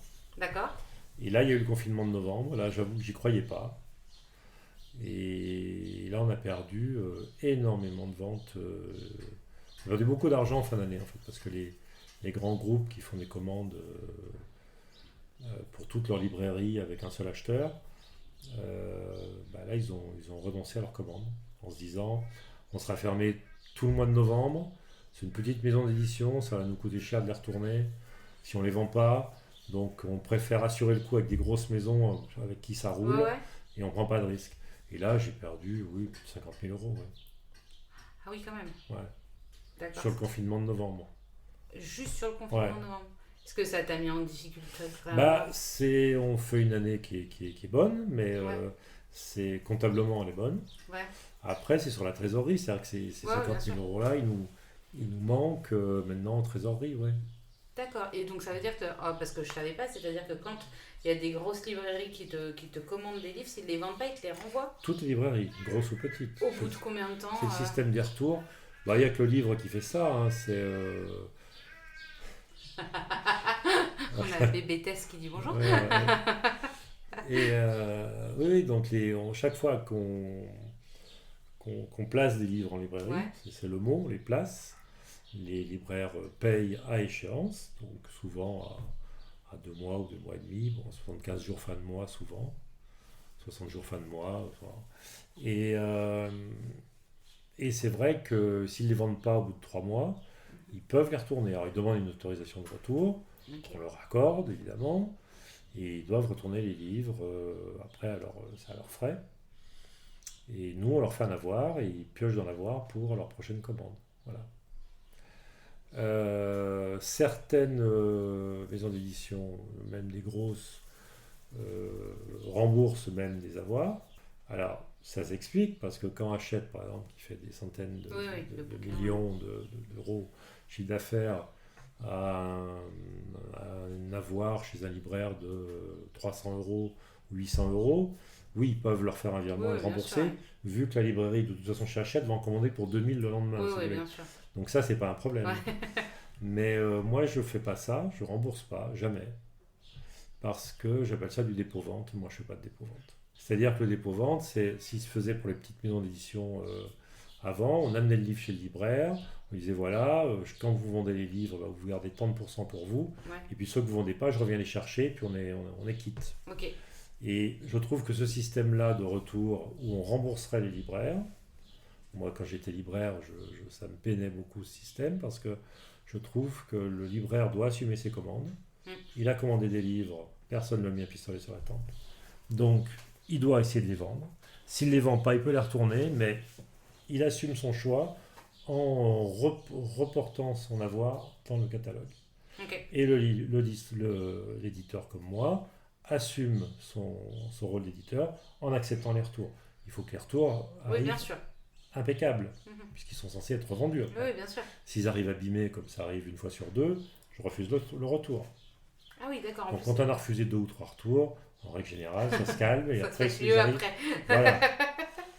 Mais moi, je filme tous les retours. D'accord, oui. Pour avoir des preuves, oui, c'est une vieille habitude. Ouais. Et comme ça permet aussi aux grandes enseignes, moi je leur donne les vidéos, comme ça ils voient comment sont emballés les retours. D'accord. Et quand ça arrive détruit, ça leur donne des billes pour dire à leur service logistique, dites donc les gars, là... peut-être un petit peu plus de... Là on a perdu 300 € ici, 500 là, bon... Oui, il faut peut-être se calmer. Est-ce qu'on pourrait pas mettre un peu de papier bulle, s'il vous plaît? C'est tout. C'est tout bête, mais c'est vrai que moi j'emballe mes livres de façon quasi extrême. Parce que tu fais tout ici, ouais. Donc à la maison, tu as un entrepôt à côté. Ouais. Et donc on met autant de papier bulle qu'il faut, de la bourre autour et des cartons renforcés. Et jamais un libraire m'a appelé en me disant le livre est abîmé. Donc si moi je peux le faire, Tiber Édition à Bilzois dans l'Allier, je pense qu'un grand groupe peut le faire avec des dizaines de personnes qui travaillent. Ouais. Je pense que c'est faisable. Tu m'étonnes. Mais après, moi je suis toujours un peu sec là-dessus, mais on est toujours dans le respect. Ce que je disais, je pense qu'il faut respecter les libraires, respecter les clients, la communauté. Moi je respecte mes employés, mes auteurs. Je les paye le mieux possible, les illustrateurs. C'est important pour moi. Mais après, il faut qu'on soit respecté aussi. Si on me renvoie des livres abîmés en me disant on veut en avoir quand même, non. Mais pourtant, c'est ce qui se pratique souvent. Ouais. Parce que presque la moitié des retours en France sont pilonnés. À la fin d'une foire du livre, à la foire du festival du Salon du livre de Paris, de Montreuil, des gros festivals comme ça, presque tous les livres sont pilonnés à la fin. Sérieusement ? Ouais. Je crois que l'année dernière, il y a eu 120 millions de livres pilonnés. Mais faites mon petit colis. Mais le plus dur, si vous voulez, c'est pour les gens qui travaillent là-bas, qui ont ou des stagiaires bénévoles, ou des gens qui sont payés en intérim pour assurer le salon, qui sont des passionnés de lecture, sinon on ne postule pas à ça, et à qui on dit, voilà, vous mettez tout ça dans des grandes caisses, ça va partir au pilon. Et tous, la première fois, disent, non, mais on peut les récupérer, et on leur dit, si vous les récupérez, il faut les acheter. Et ça part au pilon, forcément. Mais si vous voulez, c'est l'économie du livre, une économie bizarre. Donc ça, c'est entre ça, les retours pilonnés et le livre qui est fabriqué en grande partie à l'étranger, je pense que le jour où les écologistes vont mettre le nez là-dedans, le livre sera toujours protégé. Parce que le livre est au-delà surtout en France. Oui. Et je suis très content que le livre soit un objet considéré de valeur, tout ça. Mais c'est quand même un produit comme les autres. Et c'est vrai qu'il y a une économie du livre qui est plus ou moins cachée, qui est un peu bizarre. Ouais. D'accord. Est-ce que tu veux rentrer plus dans les détails ou Non, moi, si on pose une question, je réponds. C'est toujours pareil, mais je... Non, mais il y a des chiffres, il suffit d'aller taper. Oui, j'avais déjà vu un reportage comme ça qui est dépassé vite fait, où il y avait des centaines, enfin des milliers de livres de poche qui étaient dans des énormes machines qui les retournaient, brûlaient, broyaient, etc. Et j'étais là, mais moi quand je galère, je me souviens quand j'étais étudiante, quand j'ai fait ma prépa littéraire, où on avait une liste, donc on allait chez Gilbert Joseph pour trouver en plus parfois des références, mais des trucs introuvables, etc. Et on mettait tous nos petits sous pour acheter tous nos livres. Et quand j'ai vu ce reportage, c'est un traumatisme. Faites tes dons. L'histoire littéraire de Gaëtan Picon. C'est ça. Et donc, nous, on achète beaucoup sur Recycle Livre. Et si des initiatives comme ça marchent, Recycle Livre, après, peut-être qu'ils en ont trop aussi. Non, mais en fait, pourquoi ils sont pilonnés ces livres ? C'est parce qu'on produit trop de livres. Moi, même si j'embauchais 3 personnes de plus, je ne ferais pas 6 livres par an. Parce que ça sert à rien. Est-ce que tu penses que c'est un choix est-ce que tu penses qu'il y a des livres qui sont publiés qui ne mériteraient pas de l'être ? Est-ce que c'est ça le problème ? Il y en a 80%, oui. Non, mais il y a 80 000, à peu près, entre 70 suivant les années, entre 70 et 80 000 nouveautés et rééditions par an. Une librairie comme la librairie des Volcans, par exemple, donc il fait 2800 mètres carrés, a, je crois, 60 000 références.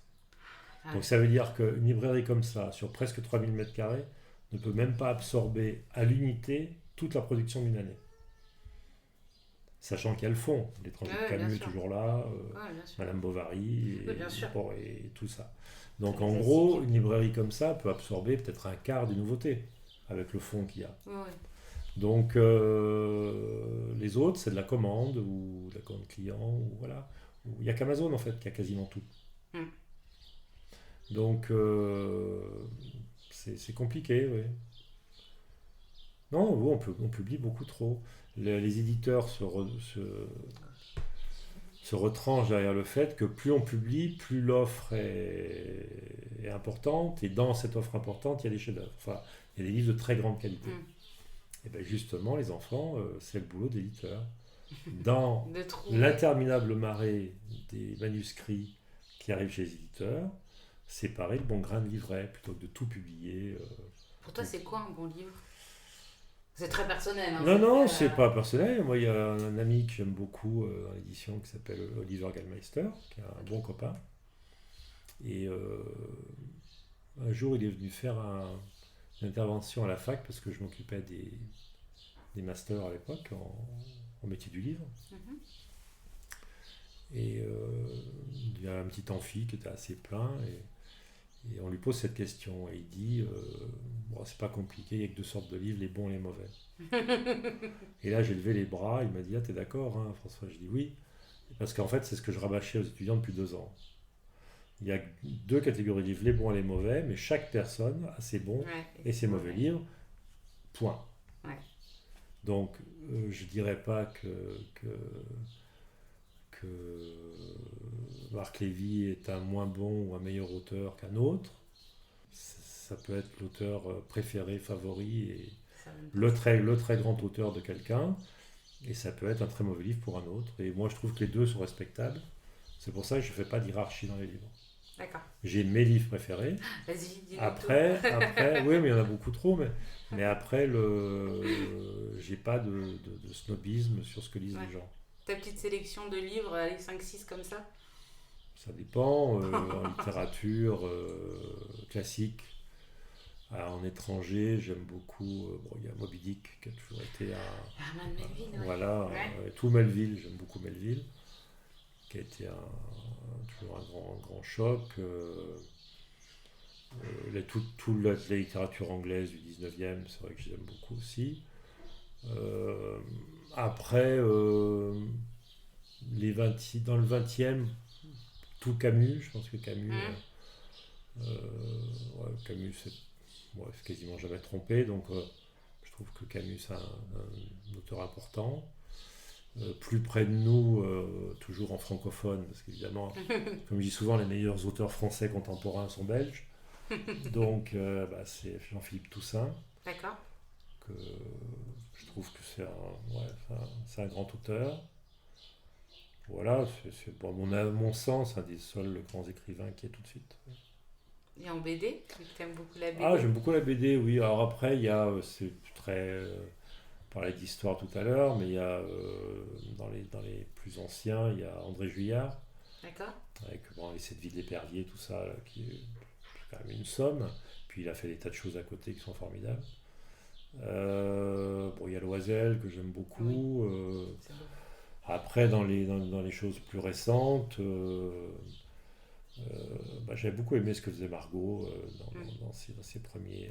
Je sais beaucoup ce qu'elle fait maintenant, mais maintenant elle fait des histoires au long cours. Oui. Et j'aimais bien, moi, ce côté un peu instantané qu'elle avait au départ. Ah, avec son blog, ouais. Ouais. Et Tranche puis, de vie, ouais. ouais. Et puis, non, mais il y a des gens formidables. Arsenet, je trouve que presque tout ce qu'il a fait avec des styles complètement différents, c'est fort. En manga, j'aime celui qui a fait Monster, donc c'est Urasawa, je crois. Il a fait Monster, il a fait Billy Bat, C'est formidable, c'est l'histoire des Ok. États-Unis. Ok. C'est un mélange entre le Japon féodal et l'histoire des États-Unis, avec une chauve-souris au milieu. Donc Ok, c'est très formidable. bien. Et mes Monsters, c'est en 9 volumes doubles, ou les 18 volumes simples, Mhm. comme on veut, et 400 pages de volume double. On finit le premier, on se dit, mais il est où le deuxième, quoi. Ok. Ah, ouais. Ça, c'est bien, ça. J'aime bien les livres Ah non, qui, mais c'est. on veut tout de Ça, suite. ça se passe pas au Japon, ça se passe en Europe, en Allemagne. Il y a quand même un japonais évidemment dans le lot, mais c'est une histoire entre l'ère RDA et la République fédérale. Et puis, non, non, c'est une histoire d'enfants au pouvoir étrange. C'est sur les choix du médecin aussi, puisque c'est un chirurgien qui est D'accord. le héros de départ. Et ce chirurgien un jour est en train de. Un enfant est arrivé avec une balle dans la tête. Il est sur le point de l'opérer pour le sauver. Et on lui dit, bah, il y a le maire de la ville qui vient d'arriver, tu laisses l'enfant et tu t'occupes du maire, évidemment. Quoi. Et lui dit non, je m'occupe de l'enfant. Ok. Et il sauve l'enfant. Bon, le maire est sauvé aussi, visiblement, mais on lui reproche beaucoup ça. D'avoir sauvé cet enfant. Sauf que des années plus tard, l'enfant, bah, il est devenu grand et il fait des choses. Voilà. D'accord. Et il se retrouve. Donc, est-ce que. Tintin, tintin. Non, mais est-ce qu'il a fait son devoir? Est-ce que. Il a fait le bon Il choix. a fait le bon choix, la culpabilité, etc. Et puis après, ça se décline beaucoup plus loin que ça. C'est vraiment extraordinaire. Voilà. On en parlait tout à l'heure. Je pose la question à tous les chefs d'entreprise que je rencontre. On parle de la question de la transmission. À savoir, est-ce qu'ils imaginent qu'un de leurs enfants pourrait reprendre l'entreprise? Est-ce que les enfants viennent, s'intéressent à son métier, etc. Donc toi, tu as un grand écart, tu as un grand-fils Mmh. qui a 23 23, ans, puis tu as la petite Tess qui a T'as un an. un an. Ouais. Est-ce que c'est une question que tu t'es posée Le Baptiste, il reprendra pas, donc c'est sûr. C'est pas son truc. Je serais très surpris qu'il fasse ça, mais peut changer d'avis? non, il y a peu de chance. Hein, et puis, Tess, on verra, mais enfin, avant qu'elle soit. Oui, là pour l'instant. elle Si dans 20 ans, Tibère est toujours là et moi aussi, ça sera chouette. Ça Ouais. veut dire qu'on aura 25 ans d'existence. Là, ça commence à peser un peu quand même. Il y a quelques livres derrière. Ouais. Normalement, dans 20 ans, on aura 60 bouquins de plus. Donc, on aura 70 livres. Ça commence à faire un petit catalogue, quoi. Mhm. Mm. Est-ce que tu penses que c'est une chance, parce que tu travailles à la maison, est-ce que c'est une chance de pouvoir élever ta fille en même temps que d'être chef d'entreprise, l'équilibre travail-famille Alors, c'est très compliqué parce que Camille a son entreprise à elle. Ouais, Moi, j'ai Tibère. On a Tess qui est petite. ouais, Donc, il faut que l'un de nous s'occupe d'elle pour que l'autre travaille, quoi. ouais. Donc, ça pose de sérieux problèmes, quand même. Alors, bon, la crèche, je pense, va être une solution dans les mois qui vont venir. Ouais. Mais la première année, avec le Covid, tout ça, c'était pas évident. Ouais, Et puis, non, ça a été de gros problèmes, oui. ouais. Les périodes de bourre, oui, avec la petite dont on n'a pas de choix, hein, il faut s'en occuper. Elle a 6 mois. Alors qu'on a beaucoup de boulot, non, c'est très très compliqué. Bon, c'est que du bonheur, non? Oui, alors après, c'est beaucoup oui, bien sûr. Mais ça, c'est ce qu'on dit quand on n'est pas sur le moment. C'est ça. Sur le moment, c'est très compliqué. Quand on n'a pas d'enfant. C'est des crises sur le moment parce Ouais. que on doit. L'entreprise, elle avance toujours. Ouais, On a des commandes, on doit s'occuper de nos auteurs, on a des échéances financières, on doit faire rentrer de l'argent, on doit s'occuper au mieux du travail, des fichiers pour l'impression, etc. Donc on n'est jamais à l'abri d'une erreur. Ouais. ouais. Ce qu'on avait fait l'année dernière, on s'était trompé sur le marquage à chaud de Raison et Sentiment. D'accord. On a été obligé de refaire toutes les jaquettes, enfin toutes les couvertures, les 5000. Parce qu'en fait, on était dans le jus, et elle était toute petite, et on n'était pas lucide, quoi, je pense. D'accord. Il manquait un peu Au de sommeil, radar. il manquait un peu de sommeil, il manquait un peu de tout. Et quand on a une faute de frappe sur un clavier, on relit, le cerveau est tellement habitué à avoir Oui. écrit Raison et Sentiment que Rinçon et Sentiment, ça passe. Ouais. Sauf que Ça passe pas ça pour passe les pas. gens qui. Mais ils les ont quand même imprimés. Hein. Ouais. Ah ouais. Et c'est une stagiaire de l'imprimeur qui a dit mais c'est bizarre comme nom. Et là quelqu'un lui a dit oui, il y a une. Et heureusement, parce que sinon ils auraient été. Le façonnage aurait été fait, donc le livre aurait été relié Ouais. avec l'intérieur. Et là, on sera retrouvé avec 5000 bouquins devant la porte, invendables. Donc là, dans ces cas-là, on les renvoie chez l'imprimeur qui enlève la couverture, donc ça a un coût, Ouais. qui la refait, ça a un coût Ouais. qu'on a payé d'ailleurs, Ouais, bien parce que sûr, forcément. Mais voilà. Mais ça, c'est le genre d'anecdote qui est, c'est pas une légende, quoi. Oui, on est. Puis le cerveau vraiment voit que ce qu'il veut voir quand il est fatigué. On a vu Raison et Sentiment Bien écrit. tous les deux, on a regardé plusieurs fois et on a dit oui, super. Il n'y a aucun problème. Il n'y a Allons-y, quoi. aucun souci. Validé, hop. Alors après, c'est vrai que c'est là où il faut avoir plusieurs. Maintenant, être 4, Ouais, travailler dessus, 4 plus yeux. 5 avec Morgane. Oui, donc la 5, je n'ose pas dire des perdus, parce qu'il en manque un, mais c'est vrai que c'est important. Ouais. D'accord. Ça a coûté quand même très cher. Hein. Oui, j'imagine, ouais. En dehors de Tibère, parce que c'est bien de Ouais. travailler, Ouais. mais il y a aussi la vie à côté. Qu'est-ce que, et en dehors de la lecture, on a compris. Ouais. Qu'est-ce que tu aimes faire? Est-ce que tu as des activités autres, des choses qui te passionnent Ouais, alors j'avais des activités avant, Ouais, mais là, depuis 5 ou 6 ans, j'ai pas pris de vacances. d'accord. Même pas une semaine, même pas 3 jours. On travaille les week-ends. Donc là, les passions, c'est compliqué. Il y a. Non, enfin. Qu'est-ce qui me passionne La seule chose que je m'autorise, en fait, c'est l'actualité. D'accord. L'actualité, la politique, ce qui se passe, ça m'intéresse, ouais. Donc ça, oui, je suis abonné à plein de trucs, je lis des choses, un peu de tous côtés d'ailleurs, parce que j'aime bien avoir une idée un peu générale des choses et faire mon avis. Et c'est vrai que voilà, c'est la seule chose que... Sinon, avant, j'aimais beaucoup me balader, j'adorais aller à la pêche, parce que les poissons, c'est un truc familial, j'ai toujours aimé ça. D'accord.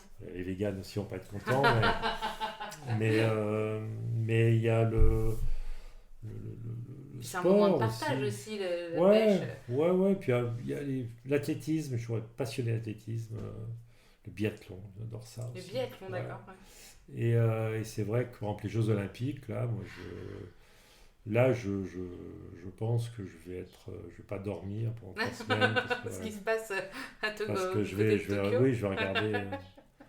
Ouais, j'étais désespéré l'année dernière parce que j'avais fait mon petit planning justement pour être un peu, pour me dégager un peu de temps et bon. Mais ouais, je dis ça et puis je sais que je pourrais faire très peu de choses en fait. Ouais. Ouais. Parce qu'en fin juillet, début août, on sera en plein. On finira les fichiers des odeurs le vent. Mhm. On revérifiera tout 15 fois là, cette fois-ci. Ouais. Et après, ça part à l'impression. Ça va arriver fin août. Ok. Pour du 25 août, j'ai plusieurs milliers de livres devant la porte. Toc, toc, Donc toc. on les range. Après, on s'organise pour envoyer, je pense, 1 millier de colis au mois de septembre, voire un peu plus. Puis après, la fin d'année. Quoi. Donc, Ouais, et puis tout se déroule avec ouais. toutes les sorties de 2022. Ouais. Et puis tu m'as dit que tu avais déjà un livre prévu pour 2023. Enfin, un Ouais, titre ouais, déjà, un titre, voilà. ouais. Donc, Ouais. et ça va s'enchaîner en fait. C'est, Oui, bah, d'ici fin 2021, je devrais être au clair sur 2023 aussi. Ouais. Ouais. Ok. Comme ça, on aura 2 ans De d'avance, vacances avant, ouais. on sait où on va. C'est où on va et on pourra comme ça travailler sur encore après. Et parce que les illustrateurs, le problème de notre métier, c'est vraiment le temps. Donc, les illustrateurs que moi j'aimerais voir venir chez nous, ils sont très demandés, ils sont très pris. Ils ont 3 à 4 ans d'avance. Ah oui. Et c'est très compliqué. Donc, il faut presque que je leur dise, bah voilà, pour pour 2024, par exemple. Il y a tel titre, est-ce que ça vous Ouais, intéresse est-ce que par ce exemple serait bon? Voilà. Ah, Faut presque faire un planning 3 ans avant, quoi, ouais, avec ces gens-là. Donc c'est compliqué, ouais. est-ce que tu peux citer quelques illustrateurs comme ça qui te... Je disais André Juillard tout Oui. à l'heure, c'est quelqu'un que vraiment j'adore le travail. Je lui ai demandé 2 ou 3 fois de travailler avec nous. Il a été très gentil 2 ou 3 fois, mais en me disant non. Non. Et c'est vrai que je vais.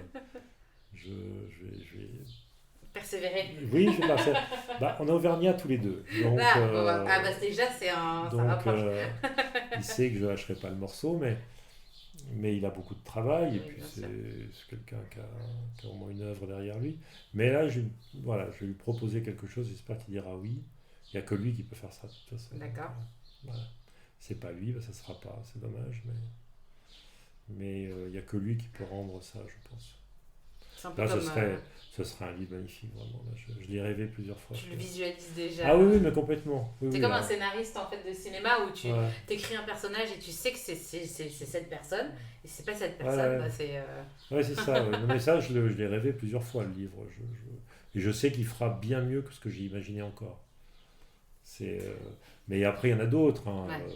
Si Larsenet voulait faire un truc avec moi un jour, on serait d'accord. Mais il a sa petite maison d'édition, lui aussi. Ah d'accord, Larsenet. ok. Il travaille pour des gros, mais il a aussi sa petite maison, donc, où il fait des choses plus personnelles. Ouais.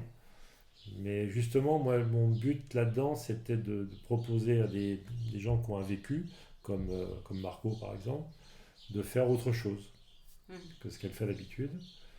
Et des gens comme Juillard, comme Larsenet, comme d'autres, hein, je sais pas, Benjamin Lacombe, qui Ah, on veut. Benjamin. Et Benjamin Lacombe suit notre travail. Bon, après, on essaye de le convaincre. Bonjour. Non, mais voilà. Lui aussi moi j'ai tous ces livres sur les Ouais. là c'est différent sur les légendes japonaises, Ouais. etc. Enfin, à chaque fois c'est des petits bijoux et puis les Ouais. livres sont beaux. Non, très très beau. Il est très exigeant en plus, c'est pour ça que j'aimerais bien travailler C'est avec lui. vraiment des petits bijoux, c'est des livres Ouais. de collection qui sont beaux dans la vie.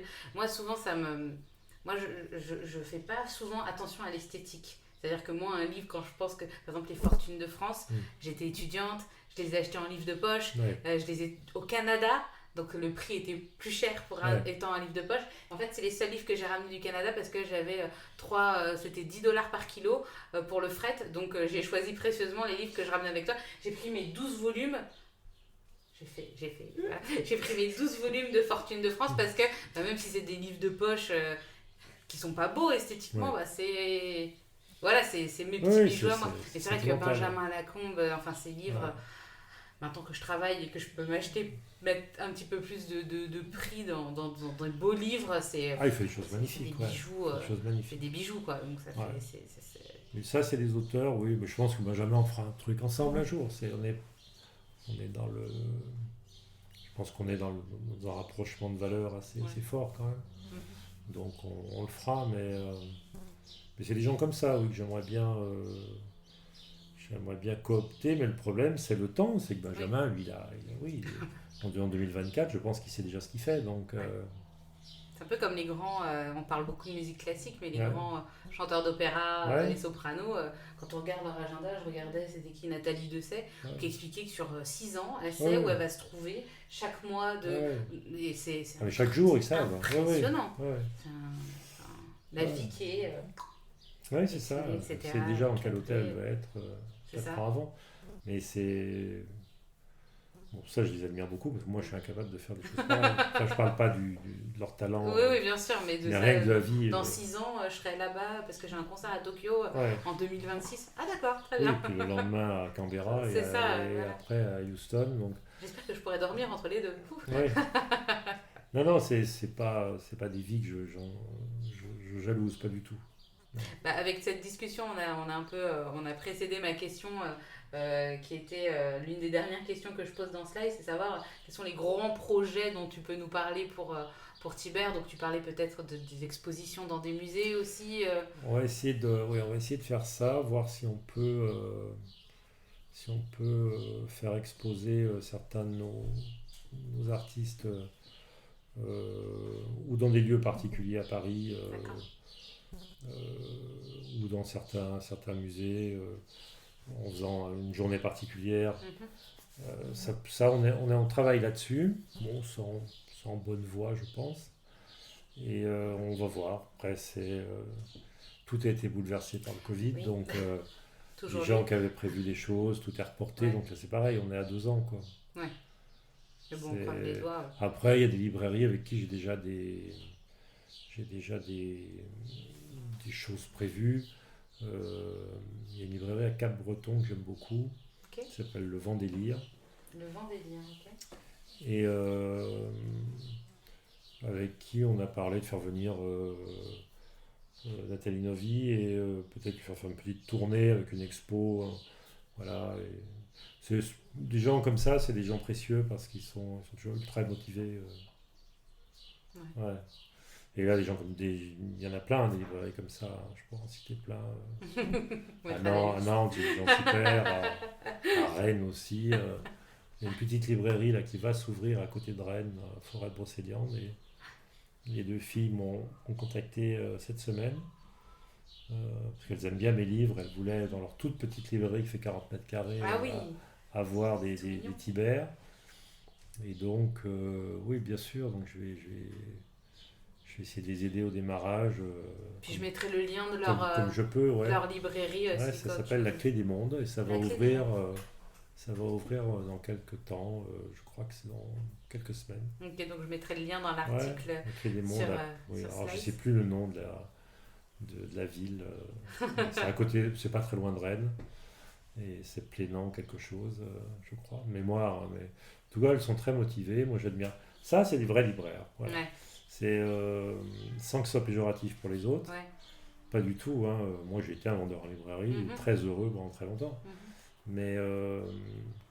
Mais voilà, elles ont une thèse toutes les deux, pas du tout en lettres, Ouais. et elles ouvrent une librairie, quoi, avec leur argent, puis elles font un prêt, etc. Et je trouve ça plus dans le contexte actuel, c'est vraiment très, très beau. Ouais. Enfin, très courageux. Oui, couillu, ouais. Et puis voilà. Donc voilà, là, elles prennent des risques. Elles y vont. Ça, c'est vrai. Donc là, elles écoutent, en plus. Enfin, après, bon, j'aurais donné quelques conseils. Elles en font ce qu'elles en veulent, évidemment. Ah ouais. Mais elles sont à l'écoute de plein de gens, j'imagine. Donc elles vont faire leur tri là-dessus. Et j'espère que ça va bien marcher parce qu'elles sont bien motivées. Ouais. On a besoin de gens comme ça, ouais. Ouais. Ouais. D'accord. Est-ce que tu penses qu'on a fait le tour? Je vais parler Avant la dernière question, où Moi, je je te vais parler demande des livres jusqu'à tes demain petits matin. conseils, Ouais, tes petits ouais. conseils Ouais. pour les gens qui montraient leur boîte, mais est-ce que Ouais. tu penses qu'on a fait le tour? Est-ce que toi, tu aurais des questions que j'aurais pas abordées, que j'aurais oubliées? Non, je sais pas. Quel livre vous lisez en ce moment? Livre de la table de nuit? Livre de chevet. Livre de chevet? Ouais. Il y en a 5. C'est un peu le problème. Il y en a 18. C'est un peu le problème. Non, là en ce moment, je me suis remis beaucoup dans les grands classiques de la SF, D'accord. avec une vieille collection qui s'appelait le Club du livre d'anticipation, chez Opta, qui était une vieille maison d'édition, Ok. et qui avait lancé Moorcock, qui avait lancé des gens comme ça. D'accord. Et il y a des livres, magnifiques là-dedans. Il y a beaucoup d'auteurs américains. Ok. Et j'ai relu notamment Elric des Dragons, voilà, en ce moment. Enfin, c'était ma relecture du moment. C'était, D'accord. voilà, Et la découverte. avec Stormbringer, tout ça. D'accord. Ouais. Enfin, c'est de l'heroic fantasy, ouais, mais c'est pas le Seigneur des Anneaux, quoi. Mais, D'accord. mais que j'adore, hein, où j'ai toutes les éditions possibles, je crois d'ailleurs. Mais J'ai jamais lu le Seigneur des Anneaux. ouais. Ouais, alors on a beaucoup parlé de traduction tout à l'heure, on a beaucoup tapé sur le premier traducteur du Seigneur des Anneaux, qui était chez Bourgois, je sais plus comment il s'appelait, Ledoux je crois. Et le pauvre, je trouve qu'il a fait ce qu'il a pu, et c'était pas si mal, et ça a fait rêver des générations de gens, donc Oui, c'était obscur, oui, c'était difficile à lire, c'était dense, mais bon, il a eu ce mérite-là, et puis bon, je pense il faut quand même. C'était- fallait quand même aller au bout, hein. Il y a un sacré Fallait le boulot. faire. Ouais, c'était un sacré boulot de Fallait s'y traducteur. atteler quand même. Donc faut quand même faut pas déconner quoi. Faut lui rendre hommage. Oui quand même. Ouais. Ok, bah pour conclure tous mes épisodes de stage, j'ai toujours Ouais. la même question. Je vais savoir s'il y a des auditeurs qui nous écoutent là et qui veulent se lancer dans l'aventure de l'entrepreneuriat, monter une maison d'édition, Ouais. pourquoi pas ouvrir leur librairie, etc. Toi qui es fort de toutes ces expériences, quels sont les petits conseils que tu leur donnerais pour essayer de ne pas se planter? Alors pour la maison pour la librairie c'est très particulier parce qu'il faut beaucoup d'argent. Ouais, On monte pas une librairie comme ça. On peut monter une librairie dans un endroit où il y a déjà pas trop de librairies ouais, parce que la concurrence va être féroce. Puis comme je le disais tout à l'heure, là, le politique s'en mêle très vite. ouais. Un peu partout d'ailleurs, hein, c'est pas bon, c'est pas évident. Bon, une petite librairie, personne ne dira rien. Si vous avez 50 mètres carrés dans un coin obscur de la ville, tout le monde dira bravo en attendant que vous fermiez. Mais donc c'est très compliqué parce qu'il faut beaucoup d'argent si on veut faire les choses bien dans un bon emplacement. Euh, le seul conseil que je donnerais à des libraires, c'est déjà de faire un site de vente. Ok. Pour éviter ce qui s'est passé pendant le Covid, où ils se sont tous retrouvés à faire du click and collect Mm. en disant mais on n'a pas de site marchand, comment on fait, voilà. Alors il y a leslibraires.fr qui est un Ouais. site collectif, mais où, si vous voulez, c'est un site qui ne peut pas être performant pour une raison simple. C'est que par exemple, si un de mes livres est vendu sur ce site-là, les gens vont payer 10,32 € de frais de port. Donc ça va nous mettre un livre à 38 €. Ah ouais. Alors que si, bon, je ne fais pas Amazon, Oui. bon, mais imaginons que l'équivalent de mes livres, donc 38 €, le même sur Amazon, vous avez 28 € et 1 centime. Ouais. Donc si vous voulez, c'est pas possible. Mm. Il y a bien un moment où les gens sont militants, d'aller en librairie, c'est un geste citoyen, comme on dit, mais il y a un moment, un tel écart, c'est Ouais, pas possible. ouais. Donc il faut que sur ces... Il y a quelque chose de politique vraiment là-dessus, et ça je parle pour les maisons d'édition aussi, les petites, hein, ça j'entends. Il faut que le politique aide sur les frais postaux. Ok. Les libraires et les maisons d'édition. Alors, pendant le Covid, ils l'ont fait pour les libraires. Ils ont fait l'envoi postal à 1 centime comme Amazon. Ok. C'est-à-dire qu'ils remboursaient les libraires. Chaque fois qu'un libraire envoyait un livre à un client particulier pendant les confinements, notamment de novembre, l'État lui remboursait ses frais de port. Ok. Ça lui coûtait qu'un centime. Sauf que les maisons d'édition comme moi, vous n'existez pas, vous n'êtes Que pas des... dalle. Bah oui, parce qu'on n'est pas des grands éditeurs. Si les grands éditeurs faisaient de la vente, Ouais. autant vous dire qu'on aurait eu Ouais. pareil. Ouais. Bon, mais comme les grands éditeurs faisaient pas Ce n'est ça, pas le cas, ouais. les petits éditeurs, tout le monde s'en fiche. Alors que les libraires, bon, Oui. commerce essentiel. D'accord. Ok. Donc pour les libraires, beaucoup d'argent. Ouais, bah, là il y a encore une loi sur les libraires qui vient d'être votée, et moi je suis très content pour eux. Mais il faudrait que ces gens-là se mobilisent un peu aussi pour les petits éditeurs, parce qu'ils disent toujours les petits libraires, il faut nous sauver, il faut encourager les librairies indépendantes, etc. Et ces gens-là ne travaillent qu'avec des groupes, en fait. Le groupe Hachette, le groupe Editis, le groupe qu'on appelle Madrigal, en fait c'est Gallimard. 90% de leur stock vient de ces trois groupes. Donc, ils veulent être considérés comme libraires indépendants, moi je suis d'accord, mais il faut peut-être qu'ils renvoient la balle un peu aux éditeurs indépendants. Pas que moi, ou pas moi s'ils veulent pas, c'est pas grave, il y en a qui veulent pas de mes livres, C'est qui les trouvent pas beaux et trop chers. Tant pis pour eux. Tant pis pour eux, de toute façon, comme je leur dis, vous savez, j'ai un stock qui est limité, ils se vendront ailleurs, c'est pas un problème.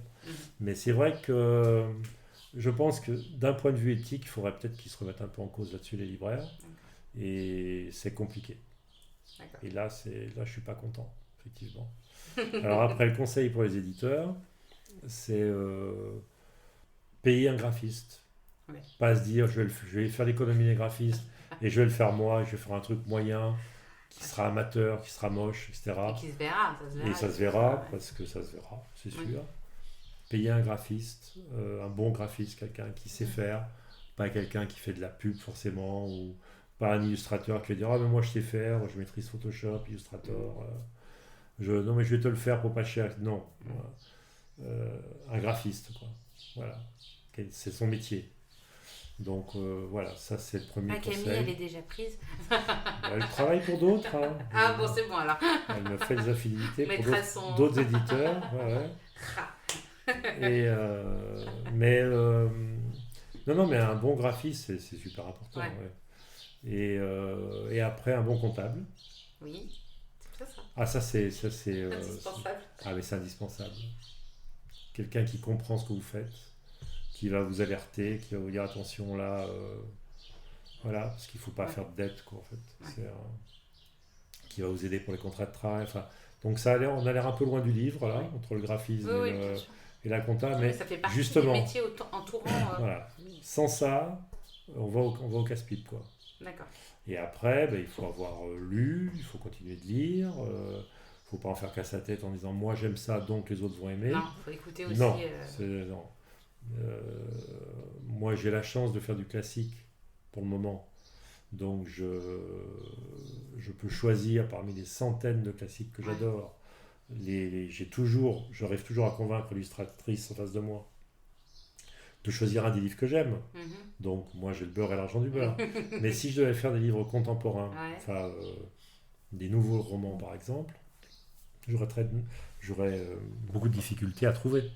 C'est une ambition ça pour Tibère de publier? On le fera un jour, mais le problème c'est que je suis tellement difficile, et j'ai sûrement tort, mais je suis tellement difficile sur la qualité de ce que doit être un roman que il n'y a pas un prix Goncourt des 10 dernières années que j'aurais édité. D'accord, ah oui, ok. On en est là. Et pourtant, tu as un appel à projet sur le site de Tibère. Oui. Science-fiction. Pas que non, tout type. type. Moi, ce qui m'intéressait là-dedans, c'était que les gens s'approprient un livre. Alors, j'aurais demandé un titre connu, parce que bon, pas un obscur truc pas un obscur polar islandais. Ah oui, d'accord, traduit. Ce qui m'intéresse déjà, ce qui m'intéressait, c'était vraiment. Non, il y avait des BD originales par contre. Ah oui, pour la BD, oui, en l'occurrence, oui. Mais sinon, sur les autres, ce qui m'intéressait, c'est de voir comment graphiquement ils s'appropriaient un livre. Okay. À partir de ça, je voyais rapidement si on pouvait travailler ensemble ou pas. Okay. Et sur les projets originaux, il y en a eu. Des projets même d'écriture aussi. Bon, là, souvent le texte, c'était pas possible. Et des fois, des illustrations qui étaient très belles d'ailleurs, mais le texte, moi, me plaisait pas, ou des valeurs qui me plaisaient pas. D'accord. Je travaillerai pas avec quelqu'un dont les valeurs me déplaisent. Ou qui sont contre les miennes. Oui. Ça, c'est une liberté que j'ai. Oui, bien sûr. Donc voilà. Ou alors, il faudrait que je le sache. Je ne sais pas s'il y a des 4 auteurs qu'on a cités tout à l'heure, si c'est quelqu'un qui a des valeurs totalement opposées aux miennes, mais que je ne le sais pas, je ne le sais pas. Si je le sais, même si je pense que ça va être une très grosse vente, je ne le ferai pas. D'accord. Voilà. Il y a certains auteurs ou certaines illustratrices, je ne travaillerai pas avec elles, c'est certain. Oui, je suis peut-être de là.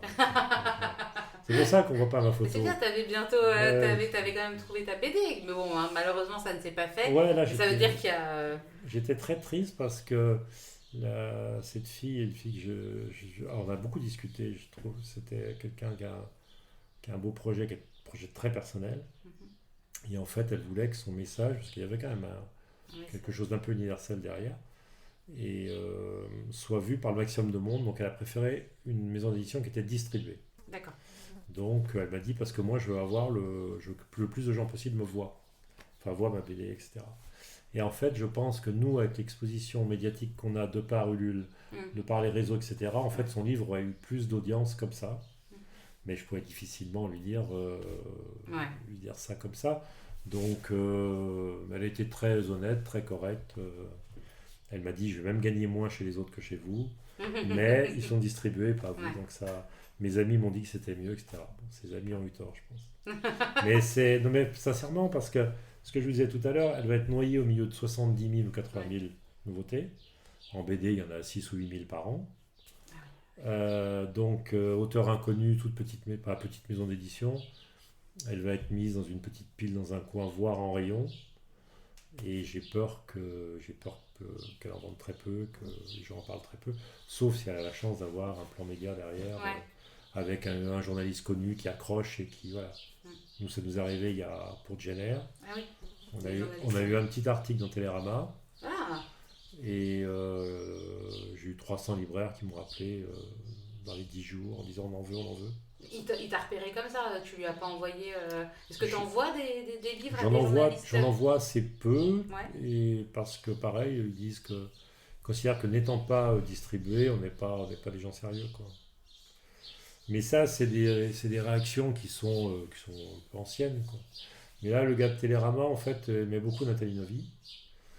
Et donc, il s'est dit, bon, le livre est quand même beau, je vais quand même faire un truc.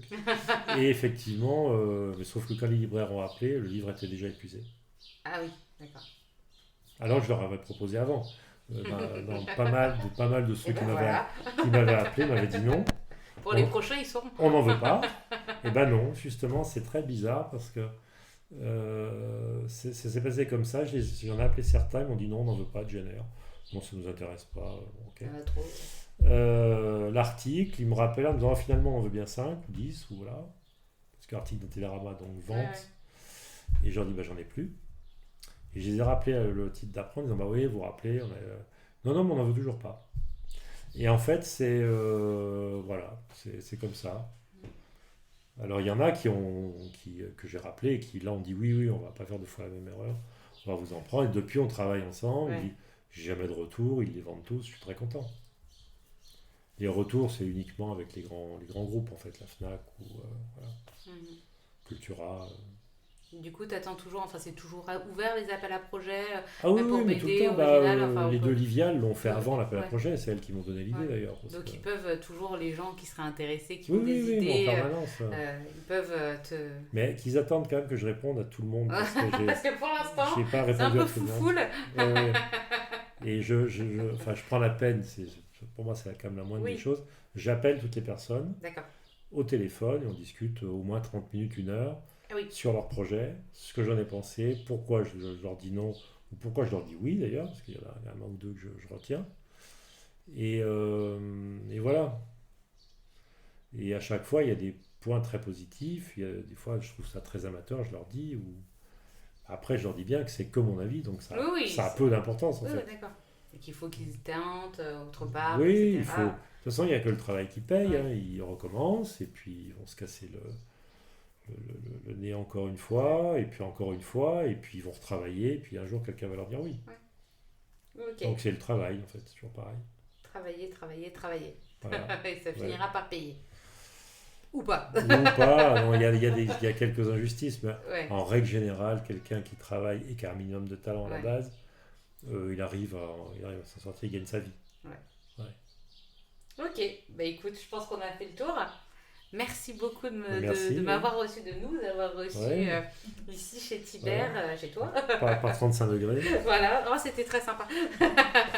Et puis écoute, je te souhaite le meilleur, longue vie à Tibère, le meilleur pour Tibère, pour toi personnellement, Thèse, pour Camille, etc. Et puis à très bientôt. D'accord, merci. Merci encore à François, à Camille et à Tess d'avoir partagé une partie de leur journée avec Slice. Comme d'habitude, vous retrouverez de plus amples informations sur le site internet du podcast. Nous avons parlé de petites maisons d'édition, de librairies et de livres. Tout est listé sur le site www.slice-lepodcast.fr. Quant à moi, je vous retrouve la semaine prochaine pour un nouvel épisode. Et d'ici là, portez-vous bien.